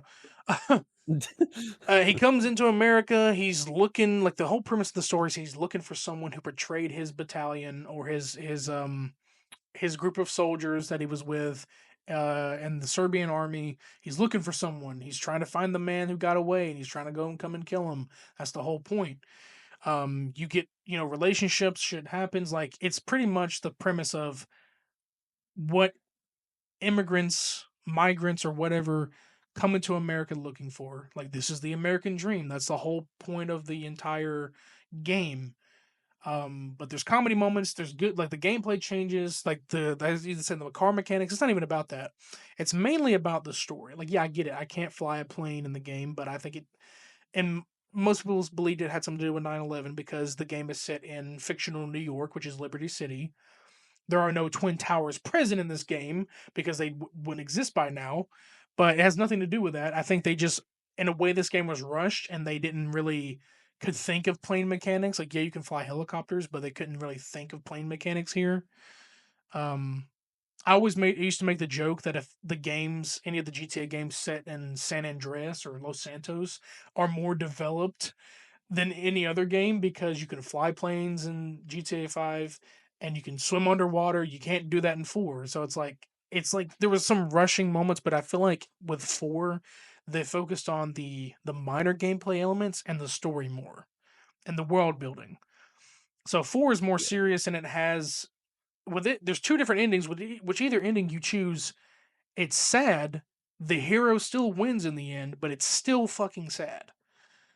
Um So hopefully this doesn't paint me as like edgy because I prefer an edgier ending over a happy ending.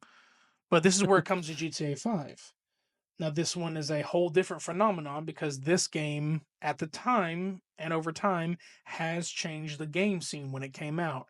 For the first time in ever, you got to play as three different characters with three different lives, living in three different areas in the map. Um Completely game changing. And back in the day when the PS3 was faster than anything, where you were able to switch at rapid speeds, between characters, it was really cool to do so. That mechanic will beat GTA 5, 4, but the story mode of GTA 4 was like or 5 was they were back into that wacky side of GTA, doing heists and shit, but some of it felt repetitive. Some of the characters like personality and emotions I just didn't give a shit about. It's just like I'm not saying 5 stories sucked. There were some filler moments that were like I don't give a shit, but with 4, I don't know, something about that world just like every decision you made was like very very just like effective on your character, effective on you how you felt about things, and it introduced a lot of new mechanics. It's just like I don't know, for me it's personally better than 5. That's my hot take because a lot of people were like, "Oh, 5 might be better," and some people hate 4 for like its crappy mechanics at launch. They're better now, but and then people hate on 5 because of online, but like the campaign story is what I'm talking about here and not even online. It's like I think that dark dynamic because before like the early years of Rockstar, like working on Max Payne, Manhunt, these story driven games that were like very, very dark, I enjoy that. And it felt like they brought that back with 4. I haven't seen it again. Maybe 6 will have some dark elements because people were saying this is going to be like a Bonnie and Clyde kind of thing where like, one of them's going to die or something. We don't know the story, but like, I think 6 might bring that aspect back. But 4 overall, my hot take is better than GTA 5. Oh, thank you very much. Damn. And that's my first hot That take. is a hot take. It is a big Yeah. one. I had to think of many. Uh, Yeah. All right. Well, I guess I'll go with my first one. I'm excited. Now, I'm gonna go with a lighter one, you know? Okay. I'm gonna go with one of my I think ones that maybe some people will actually agree with. I won't get super hated on. Okay. And that is that okay, that projects should take as long as possible to come out. Ooh, okay. So like anything, like Now, art, music. exactly. Like, say a YouTube video, say album, say a movie, say a video game, say a book. I think these should take as long as possible to come out. Just make sure, take as long as a author or creator or whatever needs to get these out, just to make sure that it is up to quality and good, instead of having where we're at right now with a lot of games and stuff where it's rushed out and it doesn't come out complete. Look at Cyberpunk, right? Yeah. If that just took a bit more time, it would have been fine on release. That's what I'm saying. And I think that's why I think stuff being pushed back is a good thing. That's why I think stuff like Beyond the Spider Verse should take as long as possible to come out. That's why I think stuff like GTA 6 should take as Yeah, possible to and, come and, out, and just to yeah, make that's sure they're exactly up what to they're speed. doing too. They're polishing it. Exactly. Yeah. That's a good take. I just Yeah, because yeah. like with me, I like I Like I have a lot of songs from my album done, but it's like there's more obviously, but like yeah, I released a teaser trailer. It's not fully done, but it's just one of the songs that's going to be on the thing. But that doesn't mean that's ready to release. I push it to the latest I possibly can in the year so that I have time to work on it, and by that time, I'm confident it will be ready to go. And also, instrumental is a whole different than vocals. If doing a vocal album and I said the fall, it's not going to be done by the fall because vocals takes longer than just making a regular beat. So I'm halfway done, but I want to give it time. So if I do finish early, I have time to make sure it sounds right. So I like that take. Mhm. It's more Yeah, and it's in between warm, but like it's still yeah. Because there's some people that prefer shit to be like, oh, I wish Spider Verse came out, last year. It's like would have been a bad idea. yeah, exactly. Like I just hate people like that who are like complaining that things get delayed or whatever. I'm like, dude, I think it's good that things get delayed. I get excited when things get delayed. It means they're working hard on it to make sure it's good when it comes Yeah, out. because I was like that when like you and I had that argument about GTA 6 being delayed. It wasn't more of like I want it to be polished and done. It was like, no, I just want the game now. That was the kind of thing. Yeah. It was like I wasn't thinking right. I want the game, but I understand if they need to delay it. But I also think it's still in a way a great PR move. They're releasing it at the end of like school being out, and for all that free time that kids are going to have. Like I'm not saying I advise for kids who don't need to play the game that's mature at the age that you are, but if you're like 18 and older and you grab that shit at the end of your graduation or something, I would ask that would be a graduation present. Ask, mom, give me GTA 6, please, or buy it yourself, if you have a job. But like that's a great PR move. But like I think also there's some things that are not done. They're polishing it. It might be done like people think. You don't know. Y'all don't work for the company. There's polishing it. They want it to be amazing at launch. So yeah, I agree with you. Was Yeah. was that the What's your next pick? okay? This one is wrestling related. I only have one wrestling related, but I wanted to throw one in there because this is one that I've thought about all over the years, and I'm starting to notice that a lot of people are thinking about this too because we're older, and most of the people who have heard about this have not experienced all of it or lived through it. But I think that the Attitude Era was not all that great. Oh. Now, this is a very, very hot one because the IWC just like pointed their guns at me. There's a reason why I did this. Now, yes, we had the likes of The Rock come out. We had the likes of Stone Cold pop off here. We had the entire, corporate ministry. We had Undertaker pop off, Kane.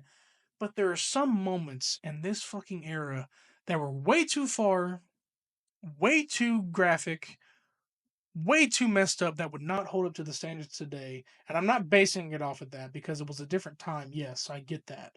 But there are some moments in this era that were just fucking outright atrocious. I mean, it did birth some of the greatest legends. It did birth some of the greatest moments and memes and stuff. But overall, I think, and that's not in my take, but I think the years after it were the best years just because of like the stars that it birthed. Like this is like later on John Cena and CM Punk, Randy Orton, all these people came out after this, and Triple H like was during the Attitude Era, but after Attitude Era, like his peak and Shawn Michaels' peak happened. But like the era itself, there were some moments that were so questionable. They went too far with some things. Even back then, you should have thought it was really bad to do. It just like, and also the documentary of Vince McMahon ruined it for me too because it was like you found out that they were really just trying. I mean, we knew they were competing with WCW, but now it's like Mhm. they were really just copying what WCW was and trying to make themselves more grittier. And it's just like when you look at it as a whole, people say it's the greatest era because there was no filter, because they could say whatever they wanted. Looking at that today, that doesn't sit well with me at all. I'm grateful that Stone Cold is, exists from that, and The Rock, and as much as people don't understand, The Rock wasn't even around that much. He literally was gone after the Attitude Era and like, and stuff and the birth of Kane and then Undertaker's run and everything like there was so many good moments, but there was also some shit ones like some that just like like head scratching and like awkward and Hurricane. cringe and well the hurricane is funny but I mean just like some things that just didn't I can't name a few but like Val Venus like okay he's one of them but like just some kind of things and then like the obvious like some moments Hunter Hearst misogynistic Helmsley. to women it's like some things just they went for that raw grittiness I mean it's in the name raw but I don't think it was the best because after all these years, it does to me does not live up to the hype anymore. Like with some, if you had to take certain moments from it, and then it would blow your mind that it's from the Attitude Era, but everything else is like filler, random, weird bullshit. That was just competing with WCW to see who was grittier than the other. It's not all the best when you look back at some of the segments and matches. That's all I have to say. I think currently now we're in our best era. I'm not saying it's better Agreed. than the PG era. The PG era was I am. had some gems. Well, no, it's better than. I'm not saying the PG era is better. My bad. There were some moments during the PG era, like 2011, early 2012, 13, were good moments. They obviously weren't better than the Attitude Era, but there was also like some ruthless aggression during like running up Cena's time and yeah, Benoit and early evolution days, like those were a little bit better in my opinion. Like not always, but there were some attitude moments where I'm like, like I mean I don't know, but that's just me. I don't think it was all that great when you get a older perspective and mindset. Like yeah, there's some oldies out there. There's some old heads who still believe that that shit was the best, but from someone my generation, I don't think so. That's my take. Well, I want to give my perspective on this as someone who's only become a fan recently. Okay, yeah, because you am. I agree with you, and here's my logic to why I don't think the Attitude Era is great. Because I've seen a lot of clips from the Attitude Era. I've seen a lot of matches from the Attitude Era. I think there's a lot of good things from it, but also you have stuff like bra and panties as matches. And I just want to say, if I was the same age I was when I discovered wrestling, like now, but it was the Attitude Era, I wouldn't have kept watching. Like that's all I'm they saying. then the thing is with that is like it was still pertaining to kid like they were encouraging like don't bring your kids to this live, but they weren't also not like discouraging like don't let your kids watch it all. They were still in a way like at that time it made it seem like wrestling was only for adults but they were not saying don't bring your kids. Like people were still bringing their kids. They weren't prohibiting it, and they weren't also prohibiting it to watch it on TV. It's like they were in a way still, promoting it for kids. But yeah, the treating of women in some ways, and then also not like the treating of like uh just other People of color. like sexes and even like how people used to feel about gays back then like the same kind of thing like they didn't care they were open about everything and didn't just a lot of weird shit and then Vince McMahon And ideas people of and like color. stuff about his daughter and it's very very weird. Yeah, he said the N word, bro. Like, what the fuck? Yeah, I mean, well, back. I mean, there's if you think about it, what white person famous hasn't? Honestly, I that wasn't really my biggest gripe. I mean, I know Well, that no, he I'm saying did. like he did as like part of a storyline on TV. Remember? Yeah, and there's weird shit, but I mean, it's just things. So did John. That didn't he?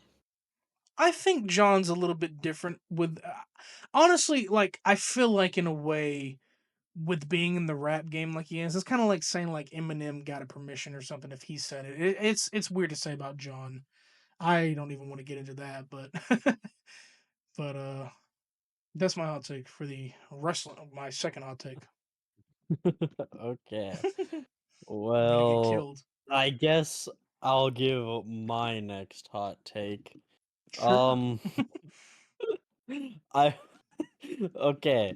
Listen, I don't know how hot this one is. I don't know if people actually agree with me or disagree. So let me know, but I think that there will never okay. I think there will never be a Elden Ring or Bloodborne 2. Is not ring not two? No. Okay. I mean, because they're doing Duskblood too, which is like a co-op thing. But those, I'm not counting those. I'm counting those as like co-op things, you know? Elden Ring and Bloodborne are like story like type of games and single player, right? But Right. they Okay. you can play them co-op, but like sometimes in certain ways, but they're like mainly single player focused, right? And they're like completely like open like new stuff. Right. Duskblood and Night Rain are probably just going to use assets from Bloodborne and Elden Ring already and just like make it like a PvP like or like multiplayer experience. Like that's the idea, right? Okay. But I think that there will never be an Elden Ring 2, a Bloodborne 2, a Demon Souls 2, a Sekiro 2, none of those. Is so your take is no Soulsborne sequels, Souls-like Well, sequels, no FromSoft no Soulsborne FromSoft, sequels. but Stellar I don't Blade think 2. there will be Wait, a single one. Celebrate's not FromSoft. My bad. No. Yeah, no. I don't think there will be a single FromSoft one, and hear me out, because Bloodborne was the FromSoft game that came after Dark Souls 3, I believe, Okay. and that makes the first instance of FromSoft like, well, technically no, because they did Demon Souls first, but it makes like the first instance of them not doing like a sequel because they did Demon Souls, then the three Dark Souls games, right? Right. Well, I think three might have came out after Bloodborne, but whatever. Anyway, you get my point. Like there hasn't been a Sekiro 2, there hasn't been a Bloodborne 2, there hasn't been an Elden Ring 2. It's only been like these side kind of projects, and I don't think there ever will be one because I think after they did three Dark Souls, I think they realized that they don't ever want to do sequels again. Yeah, because I it's think like they're it's the like, same concept. Like yeah, Dark Souls, how can you do that 3 times and it not be the same thing? So I mean, yeah. I mean, honestly, you don't really have to do sequels, given that you yeah, can kind of formulate the same formula, just make something different. It's like you got Sekiro already. Do you need a Sekiro 2? Like, do you need it? Apparently people need exactly. Bloodborne for some reason. Well, what I've been hearing, they want a Bloodborne remastered. They want the Yeah, remastered, but they don't. But some people are asking for a Bloodborne 2. But I feel like those games, I don't know the endings, but I feel like those games end on a perfect note. So why do you need another? I get yeah. it, you like the And it's character, like, but like, yeah, it's like they're perfectly encapsulated stories, right? Too yeah, like the thing about most of the Souls games after Dark Souls is they're all like their own universe. And I think FromSoft just wants to make like different universe types games now instead of making any type of sequel because they don't want to like redo something they kind of already did. right. They want to like try like a different angle, a different like aspect, like a different universe. Which is why like I see so many people like, dude, just wait until Elden Ring 2 comes out and I'm like, I don't think it's ever going to happen. I genuinely don't think there's a single chance in hell they ever do an Elden Ring 2, even in like 50 years. I don't Yeah. think we'll get an Elden Ring 2. Mm-mm. I just don't think it'll There's no happen. reason to. If you're getting Night Ring, which is a spinoff or whatever you said was like a battle what did you say it was?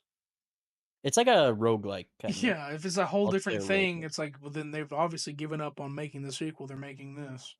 So Yeah, yeah, I agree with you there. I wouldn't need them. Hmm.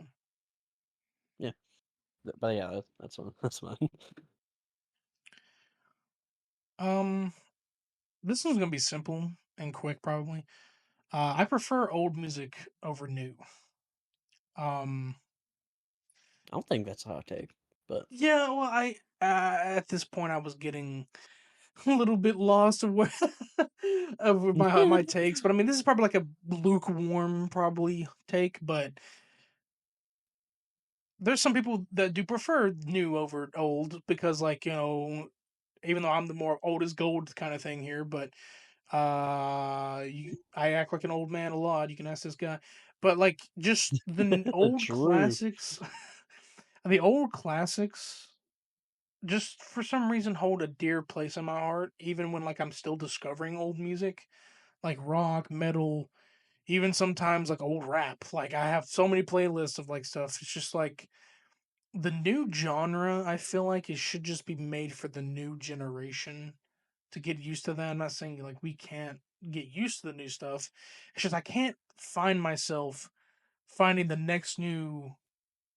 I couldn't even get used to Metallica's new album. I really couldn't. There was one Lux Eterna was the one song in that album that I liked. Everything else I did not enjoy it. I just like even if it's like the like recently, probably a year ago, Linkin Park got a new lead singer. They're back again. I can't bring myself to listen to the new stuff because it's not probably going to be the same as the old. It's a different singer. It's not um Chester anymore. You know, it's a whole different person. Um I heard like 3 Days Grace got a new or later on, I don't think that was like after the first guy, but like they also have been, playing around and new shit and like some of the System of Down's one of my favorites. Like some of their guys are doing their own solo projects. It's just hard for me to listen to them solo without them all together. It's just like I don't know. Old is gold for me. It's like I like the old music. You can listen to it anytime. It still feels like you get those nostalgia chills sometimes when I listen to one because like I was listening to like my old rock playlist the other day and I was getting my feels, man. Like it brings up old memories, some good, some bad. But hearing them again, it puts you in a place of like peace, or like I don't listen to metal and get angry. I get kind of peaceful, which is very strange to say. But I don't know. It's like a comfort area for these old music. The new music, I can't find my personality. I can't find myself. I guess you can say like I can't find something in it. Like oh, check out this new rap song. Cool, man. Fire. He rhymed on every lyric or whatever. It's like cool, but like I can't get used to it as the old one. So it's very simple. Probably a warm take, but I mean, Huh. there's some people that do prefer new music and hate the old, and will refuse to actually listen to the old. But I did come across like a couple of years ago, like these YouTube channels were coming out, and like it was like, oh, rapper listens to old style rock, or rap fans listen to and I love those channels because they were getting into the culture and learning the old shit, and they're like, oh my god, this is kind of good. What the hell am I been listening to? Like.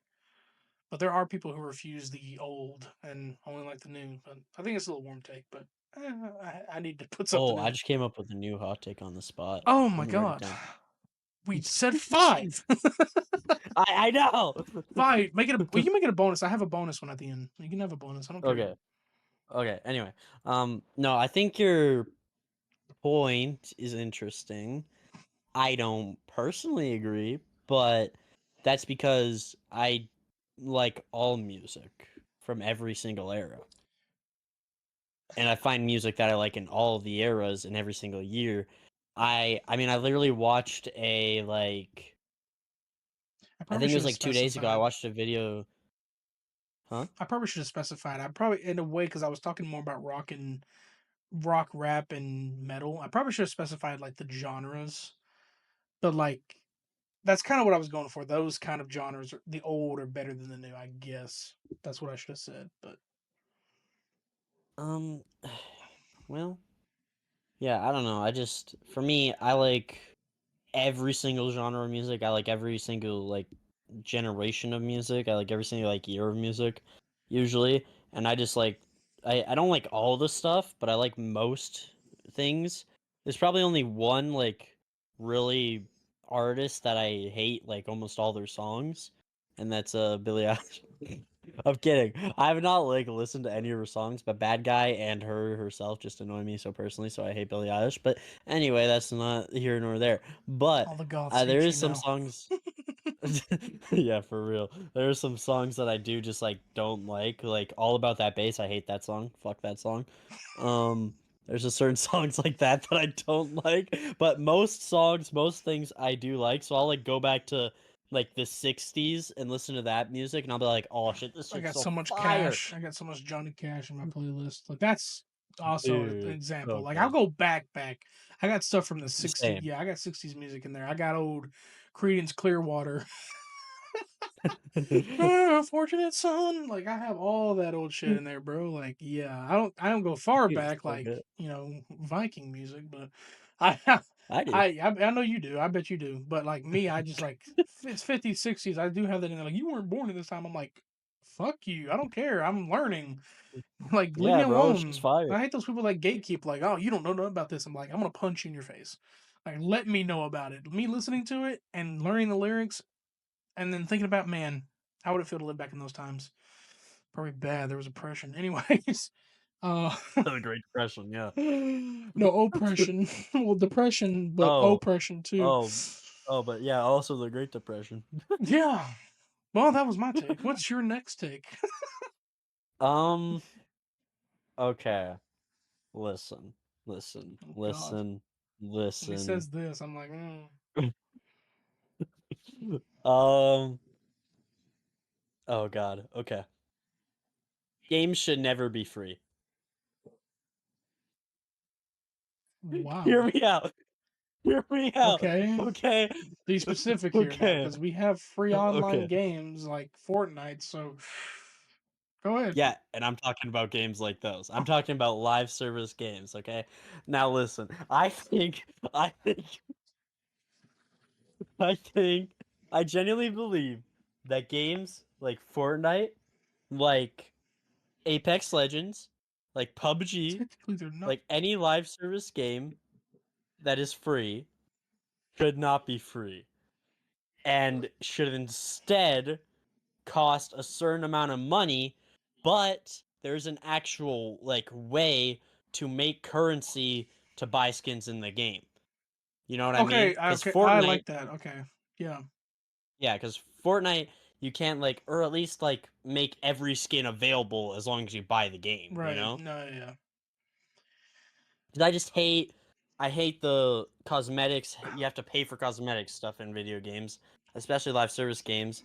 And I think at least like make you buy the game first, and make a way to actually earn the stuff to buy the cosmetics at I least, could you say know, like or maybe just make all the cosmetics free like with the game. implement crew into the game itself. Like just make that you buy that at launch or buy that when you download it, and then I guess you get benefits.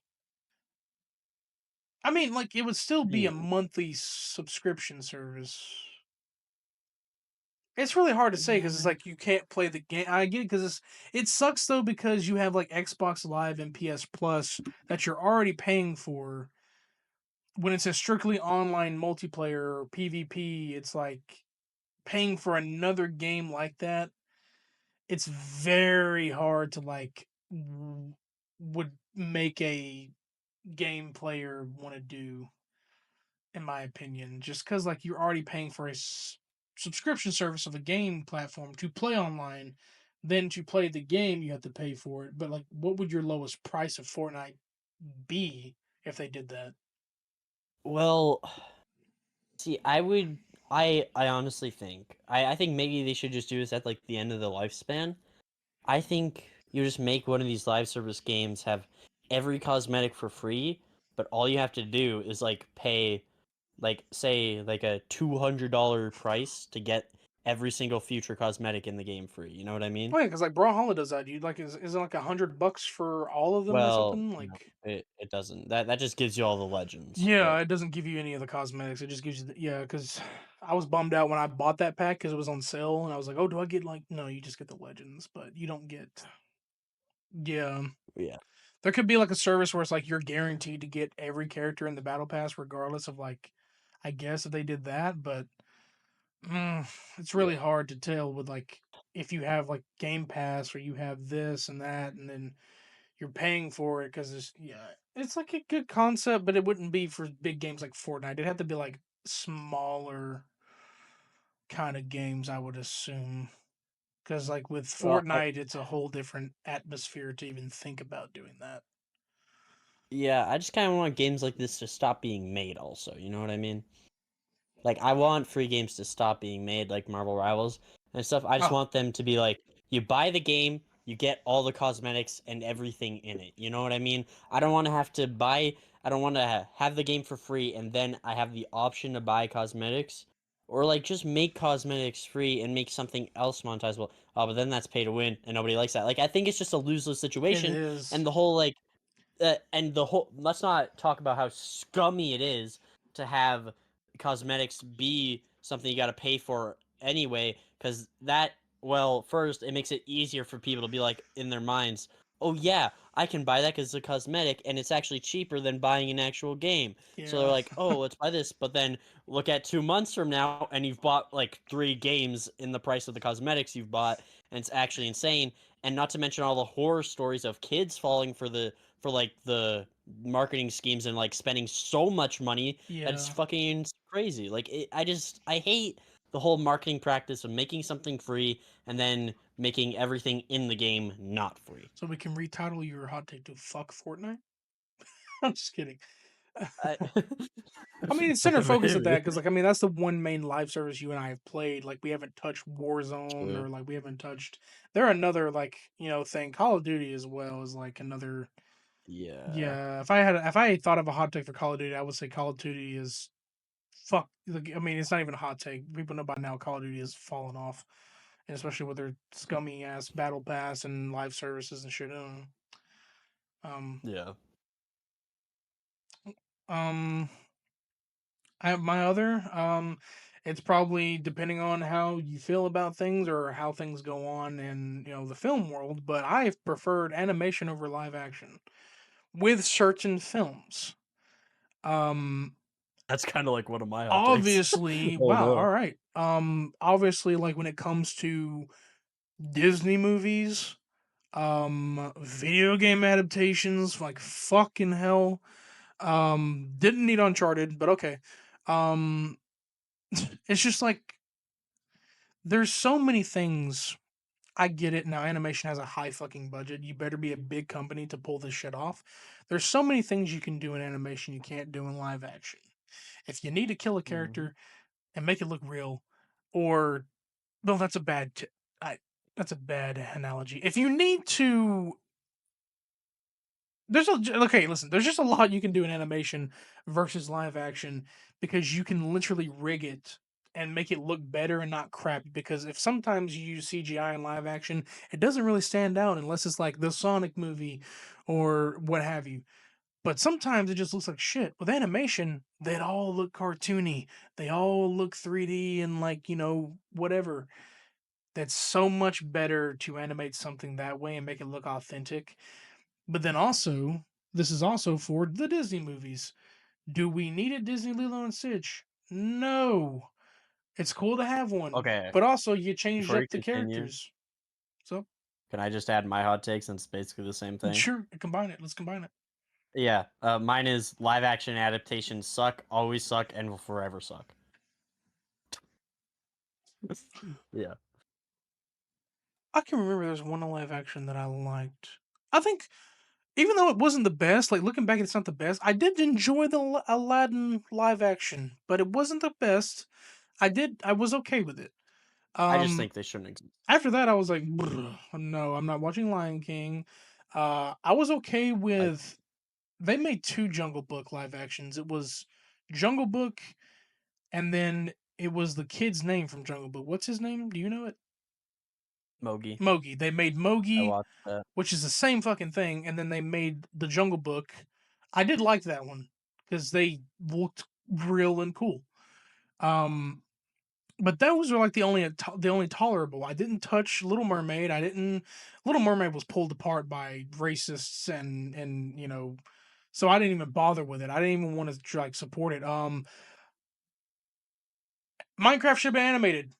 Fuck you if you disagree. I'm sorry. It was. I don't care. You chicken It jockey. should This. have been. Fuck you. That should have been animated, brother. I get it that half of it Mhm. was animated because you had your damn real people and Jack. I love Jack Black. I'm not even hating on him. And you had Jack Black walking around. Jason Momoa, he's cool too. And then the other two, the girl from Wednesday. But like, I Wait, she's in that? Jenna Ortega? no, it's like Emma something, the Oh, the whiter girl or whatever. yeah. Um, Yeah. it's not even about them. It's just like I don't care the casting you chose, but you could have just been animated. I would have been fine with a Mhm. damn animated Jack Black or Steve running around doing the same shit. I'm pretty sure there's someone out there right now who was already finished animating that movie. I think someone out there somewhere has animated the full movie into Minecraft looking. And I kid you not, it probably looks better than what came out. Not to mention that movie got pulled apart because of all the dumbasses in the theaters. But still, if you I can mean, look at do Mario. the Mario movie was fantastic. Well, Yes, it was a it was fantastic fun and movie. fantastic. I'm not even gonna lie. I'm not even gonna try to like take criticisms. I liked it. It was fun. Um, Regardless that the Sonic movie is still live action, it's semi live action. That CGI worked because they listened to the fans, regardless. Some of the death threats were uncalled for, or all of them were uncalled for, and the bullying. But it was that kind of bullying, like, "Hey, the fans want this. Change the model of Sonic, please, for the love of God." And they did that, and then that led to a trilogy successful franchise. And there's probably going to be another trilogy since we got four on the way somewhere. What they're going to do? Metal We're Sonic's getting coming, 10 but movies. I don't know if they're going to do a second or a sequel trilogy. They could. They can do whatever they want. It's Paramount. Yeah. But it's still like animation can do so many things that live action cannot do. Uh you really only have to worry about voice acting sometimes. Mhm. Uh it's easier to build it like building the world. Like you don't have to go film on a set. You can build the world. I get it, the budget's a little bit higher. But if you think about it, the budget is higher in live action than it is in most ways with animation because the actor is on screen most of the time. But with live, it's like a whole different world. There's probably the budgets, probably one or the other. I'm backwards. It's not even about the budget. It's just what you can do with animation. It's the world, and it's like the way it looks, the way it pops out to you is so much better. If Minecraft was animated, I would have probably went to go see it and enjoyed it more. It just looked like they Mhm. threw these few people, and some of them looks like green screen. I can't like I don't know. It's like being said it's the top gross film of the year right now. I don't even know how. Oh god, but like I just think I like it over live action. If you were to choose a movie, like I'm not even kidding you, not I would have preferred the FNAF movie to be fucking animated. Same.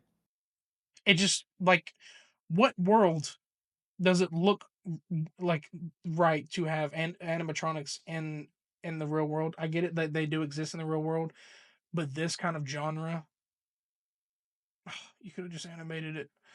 I still think it would have been great. You could have made it look in depth, fucking graphics, whatever you wanted to do, and just it would have worked. I really think it would have worked if it was animated. You can do so much more that you couldn't do in the live action. But Mhm. it's Blumhouse, money. But I'm not saying Blumhouse sucks, but so much you could have done. That's all I gotta say about that. I mean, Yeah. there's more, but I mean, I I don't want to make this yeah, too I'll long. I'll continue with it because I think that I mean, I know a lot more about animation than you do, but I Yeah, I think mean, yeah, you pretty much do. You see more than I do. yes. I mean, animated movies is like my entire life. So, anyway, I just think that live action media, and I've always felt this way my entire life, to me, I would rather watch an animated movie any day of the week than any live action movie. And I would rather, and I think live actions have limitations. I think live actions can do cool things, but I think animation, you can literally do anything you want with animation. And I think it's such a unique art form that can express things in so many different ways. It can literally express song in such a unique way. It can express books in such a unique way. It can express movies in such a unique way that it's like such a unique art form that can only do its thing because it can do anything. You know what I mean? And it just like it truly can do anything, can expand the worlds to anything you want it to be. You can do 2D animation, which let's isn't really used much anymore these days. Bring 2D animation back, please. People and me have been begging for this. Bring 2D animation back. It looks so good. I Well, don't know why they remember, don't there's use it, still but Ghibli films. Like those are the type of like that shit is a whole. I haven't fully gotten into that, but like I've wanted to see The Boy and the Heron, and I never experienced it with like friends who went to go see it. But like Ghibli films are so praised, and like the reason why they like his films only come out, so later on is because he's working his ass off with them, and then you find out these big names are in there, like what the fuck, Willem Dafoe, like all these big names in these films. It's like yeah, because these people know his work and they want to be in his films, and they want to voice characters, and it's like because they're so highly respected, and then some people don't know about them because it takes so long for them to come out, but it's because he's working his ass off. 2D is the most. I will say this to the day, like it's roughly burned in my brain of like what happened, but Treasure Planet was one of my favorite movies because it's the Mhm. 2D art style that you don't get anymore these days. Very great movie. Like I love the movie. It's been many years since I've seen it. I need to see it again, but I still roughly remember how like beautiful it looked because of how authentic the animated style was, and just like there's just some films that don't need it. It's like you had Lion King. Perfect. Not only do like it's not only that like there's no need to make um like there's no reason to like go from animation to live. They also make decisions that don't live up to the original. And I'm not talking about like Ariel's skin color. I don't give a shit. Okay? Halle Bailey is a great singer. If she auditioned for that and they loved her voice, she's Ariel, the live action Ariel. If you want to stick to the original, stick to the original. Now with The Lion King, I understand the appeal was to they wanted to go the more route of African American heritage, so they replaced most of the actors with, black Americans or African Americans. And of course they kept James Earl Jones because he is Mufasa. But it did not feel right to me to hear Scar not sound like Jonathan Irons, because that's the original voice actor for Scar. And then, um, I don't know if at this time that Gilbert Godfrey was no, that he's in Aladdin. My bad, I'm getting this wrong. But like Rafiki didn't sound the same, and then like Timon and Pumbaa, it's just like changing up these actors and watching it again. You don't get that exact same feel anymore. And I get it. Most of the time, it's appealing to the new generation, the kids, but it's like, why don't we just let the kids watch the old ones? Why do you need to give us the new ones? Because that's why that meme exists. Oh, I'm going to tell my kid that this is the real Lion King. I'm going to tell my kid that this is the real Lilo and Stitch. Just like, and then the Lilo and Stitch movie could have just been animated. They're going for a whole Sonic thing where it's like he exists in the real world, but he's animated. And then, you have everyone else. And then some of the characters are like not the same looking, and that's why animation's better because you can literally make the character look like they're supposed to look. If they did the Mario Brothers movie in live action, fuck that. That would have bombed Awful. completely. Yeah, would have done awful. Plus, they've already done live action Mario movies I'm with not, and awful. I'm not saying Like, that. Yeah, yeah, they were all shit. And I'm not even saying that like yeah. Jack Black needed to lose weight for the role of like Steve. He came to set looking like himself. He didn't bother to shave his head. He didn't bother to trim his beard down. He literally put on a blue shirt and said, "I'm Steve." That is I so low effort. am And then like Steve. I don't even know what the fuck Jason Momoa was wearing. I don't even know the context in that movie. I don't even want to know. I think he just fucking showed up and thought he looked cool.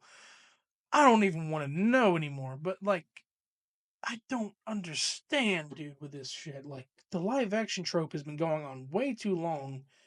There was like a live action Dumbo supposed to come out. It got scrapped. Thank fuck. Because how are you going to pull off a Yeah. flying elephant and put that in live action? They wanted a live action. There is a live action Peter Pan's called Hook, but that's Yeah. actually a good movie because they weren't too crazy with it. Eh. No, it was a fun. I love that movie. I don't want to hear it. I no, I love disagree. that movie. No, no, I listen, love Robin listen, listen. Williams. You will not make Every me hate single Robin Williams. no, no, no. My entire hot take, okay, is that every single live action adaptation sucks. So does that one. I think every Hook single was one good. You got to sucks watch Hook again. Come on because now. I think every single one sucks because they shouldn't exist in the first place.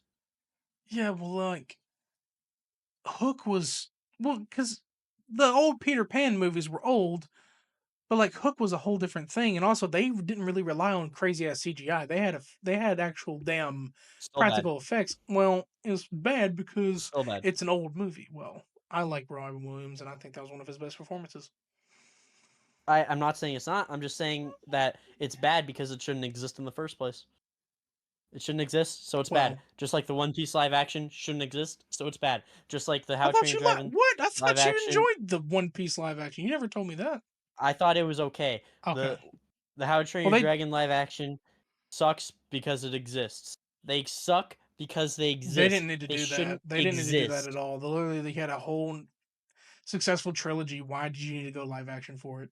I get it. It's not even Toothless. out yet, and I'm saying it Toothless sucks. looks good, but it's like everything else about it. Like I just noticed Gerard Butler is stoic.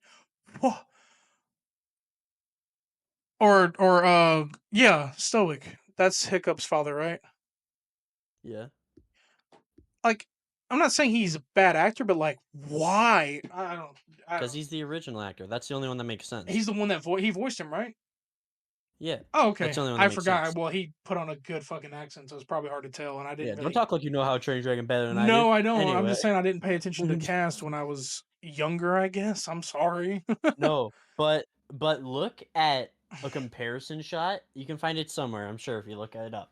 Possibly. Look at the Isle of Berk theme park at Universal Studios and the actors there and compare it to the live action actor shots and the characters at the fucking theme park that just opened up look better and sound more like the characters than the characters in the fucking Uh, live action, yeah, which is the most they don't funniest want thing to ever. find actors that look the same.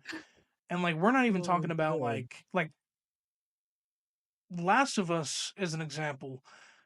First of all, the hate for the Ellie actor is way too fucking forced. Y'all are pieces of shit because she look for everyone to keep saying she looks like a fucking Down syndrome kid. Y'all are pieces of fuck. Y'all are monsters. She's not that, but like literally, she's in a setting where it's a post-apocalyptic world. Obviously, she's not gonna be doused in makeup like you fucking sick fucks need women to be doused in. You don't like women without makeup, and then two, it's like I get it. She doesn't look like Ellie from Last of Us, but that does neither does Joel. Neither does Pedro Pascal. He doesn't look like Joel either. You don't like. I don't understand people, but it's like that didn't necessarily have to exist. However, the first season did well, and now the very ending of the season two is doing very well because well, there's nothing else to really tell here. There's only going to be two seasons because the game ended on part two. I don't know if they're going to continue the story because they never got to a third game. But anyway, that kind of shit. Like also, people are like, she doesn't look like her, and then like she's ugly, and I'm like, one, you shouldn't be worried why a 14-year-old looks good or not, you fucking creep, because that's literally what I've been seeing on Twitter. They're like, oh, I meant part two. And I'm like, it doesn't fucking matter. You were worrying about it in the first season when she's supposed to be 14 years old. But regardless of the fact, with like live action stuff, there's some things that don't need to exist, but they can, but some of them can do it. Like, yeah, Toothless looks great. They got that animation well, but it does not mean necessarily that's going to do good. And then another example of like live action not choosing, like you said, actors who are doing it right. Before the Uncharted movie came out with the Tom Holland, which I barely watched and could get through, I because watched it. why, Sony, did you need that film to be live action? There was a fan film because if you've probably heard this name a lot, he's in a lot of big projects now, like even Marvel. Nathan Fillion Mhm. did a fan film. I don't think it was just a random fan project. I think it was something that they were able to do. I did a fan film project for Uncharted. It wasn't connected to any of the games. It wasn't connected to the upcoming movie. It was its own little thing. It was like a side mission, but the way it was shot like the video game. So there's the cutscene, and then they got every single shot right from like I think they took inspiration from the third game, getting behind the cover, shooting all this. He nailed every single quip and line that Nathan Drake would do in the games. But he never got the role to play Nathan Drake. And then the choice for Sully, Mark Wahlberg. First of all, he's great, but what? They weren't even trying to. Like, he's like, oh, he's a young Nathan Drake. Is a young. I don't give a fuck. That was just. What are you doing? It's just that kind of shit where it's like, oh, he's a great actor. He should definitely pick that. He should definitely get the part. And then they choose someone who's not even doesn't even look like him, and doesn't even fucking sound like him or act like him. Yeah. The dude doesn't. Hiccup doesn't Uh, even look like Hiccup in the live action. What the fuck? Like, all right. Not saying you have to have a big yeah. ass nose. No offense, but he does have a big nose. But what do you do here? Like you. He, Yeah. By the way, people, I am gonna be as soon as I'm gonna be watching the live action theaters, How to Train Your Dragon, because How to Train Your Dragon is my favorite the blonde franchise of all girl's not time. even blonde anymore. So, What's her name? Astrid, She's not even blonde Astrid. anymore. Yes, I'll be watching it and I'll be doing a review, like video of it, discussing my thoughts, like analytically, kind of like going through the movie and like discussing how I feel about it. I'll do like a stuff like that after the movie comes out because I will be watching it probably opening night because I love How to Train Your Dragon. But anyway, aside from that, even if I am confident I'm not gonna like this live action, I'm gonna watch it anyway because I love How to Train Your Dragon and I've watched every single How to Train Your Dragon project ever made, so I will not stop now. But I will Don't to wrap up like this kind of like live action thing. I will say why I think they shouldn't exist in the first place because at the end of the day you can only do two things with a live action adaptation. You can make it the exact same as its original, just live action, which I think serves no purpose in being made in the first place then. Or you can change things up, but then if you're changing things up, what's the point of making an adaptation in the first place? Like to me, there's no point in either way you go. If you change things, it doesn't make sense. If you don't change things, why'd you even make it in the first place? It feels like a waste of time, waste of resources, waste of everything, and live action adaptations should never be made and should stop being made, and they all suck, and they all are awful, and I hate them all, and I protest them every single time I see one announced. But no, the state of Hollywood and even the gaming industry at this point is so fucking bad that we can't make anything fucking original. It has to be a sequel, a prequel, a TV show, a remake, a live action adaptation, or some fucking bullshit!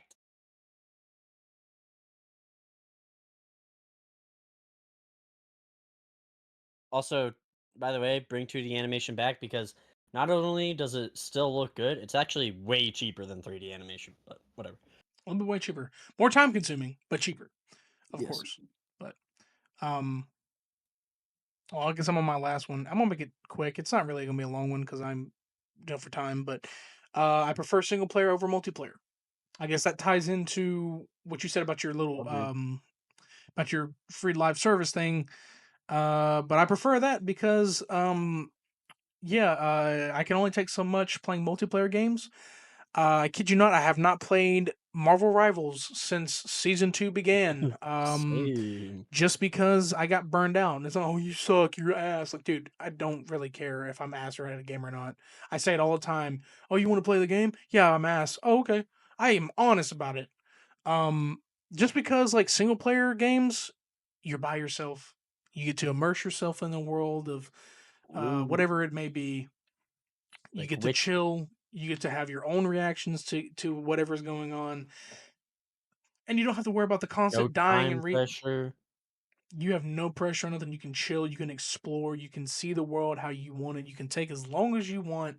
With multiplayer games, you got to be fast, you got to be quick, and if you're not fast enough, then you get angry at yourself. And if you're too slow, you get angry at yourself. If you keep dying, and it's the same repeat. I get it. Like if you like multiplayer games and you're able to keep going, sure, go ahead.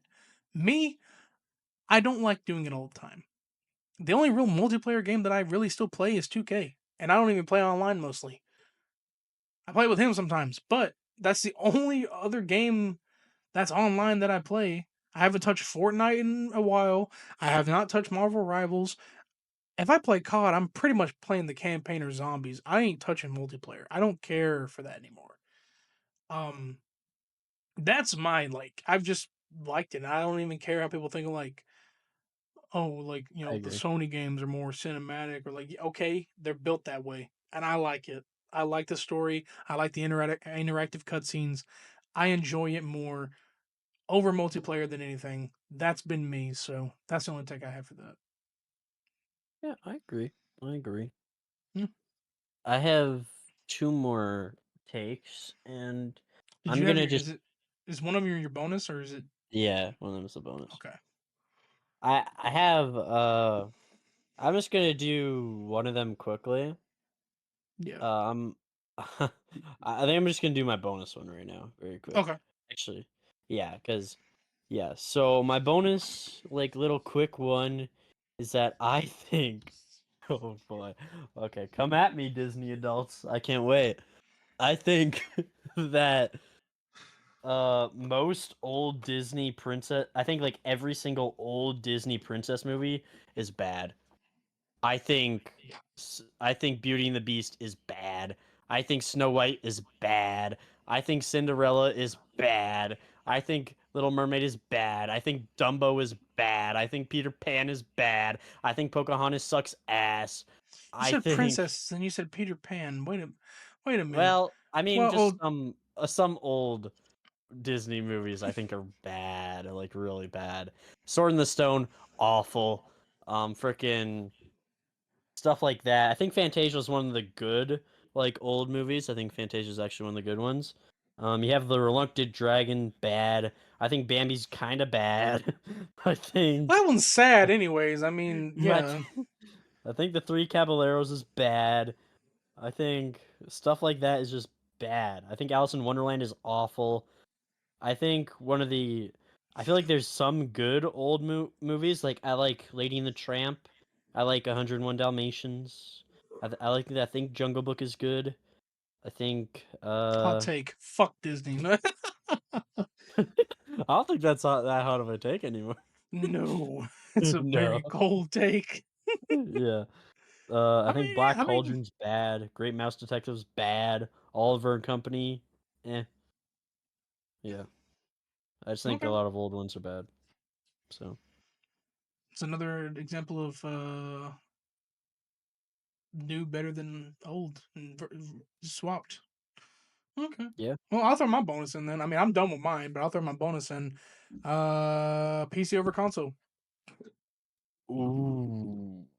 Yeah, I because agree. and I a year I don't think that's ago, that hard of a a take, year but yeah. ago. Well, for some people are still on that console train, and I was one of them. A year ago, my thoughts would have been console over PC, and I upgraded this year, and I couldn't agree more to those people who were telling me that I am falling for Sony's greediness, and I have been.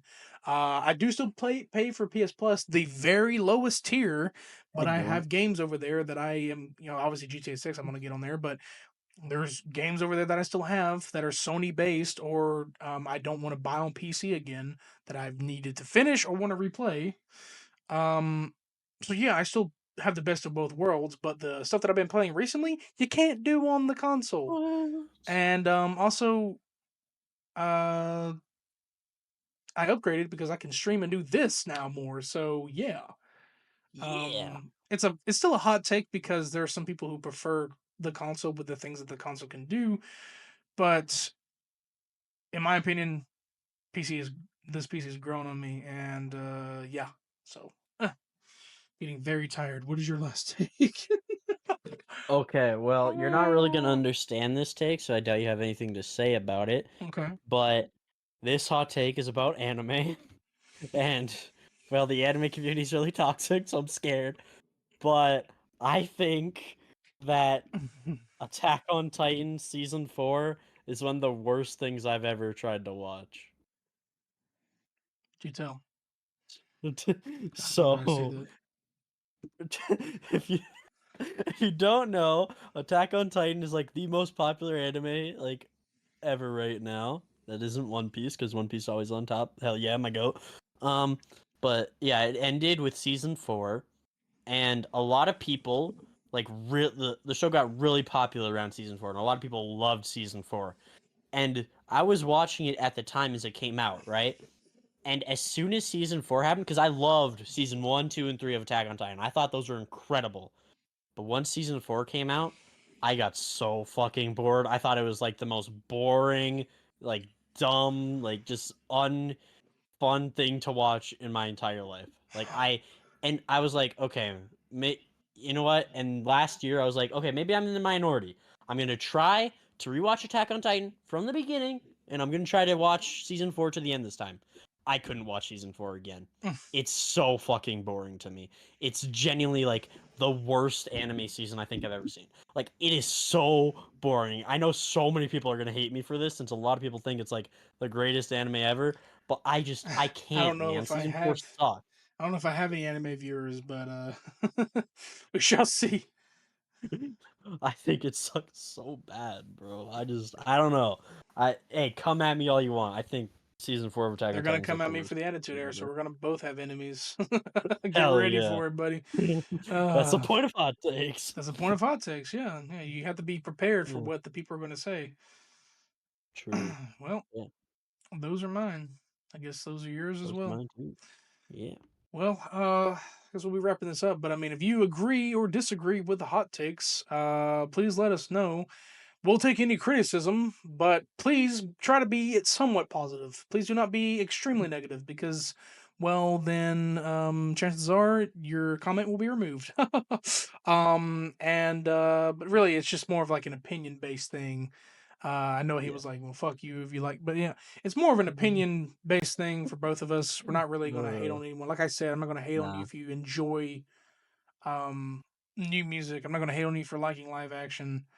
I'm not Um, gonna hate on you for liking AOT season 4. I get I'm it. not gonna Like, hate you. you Yeah, gotta it's like our it for opinions. It's like we can have the opinion of like it's the yeah. worst shit.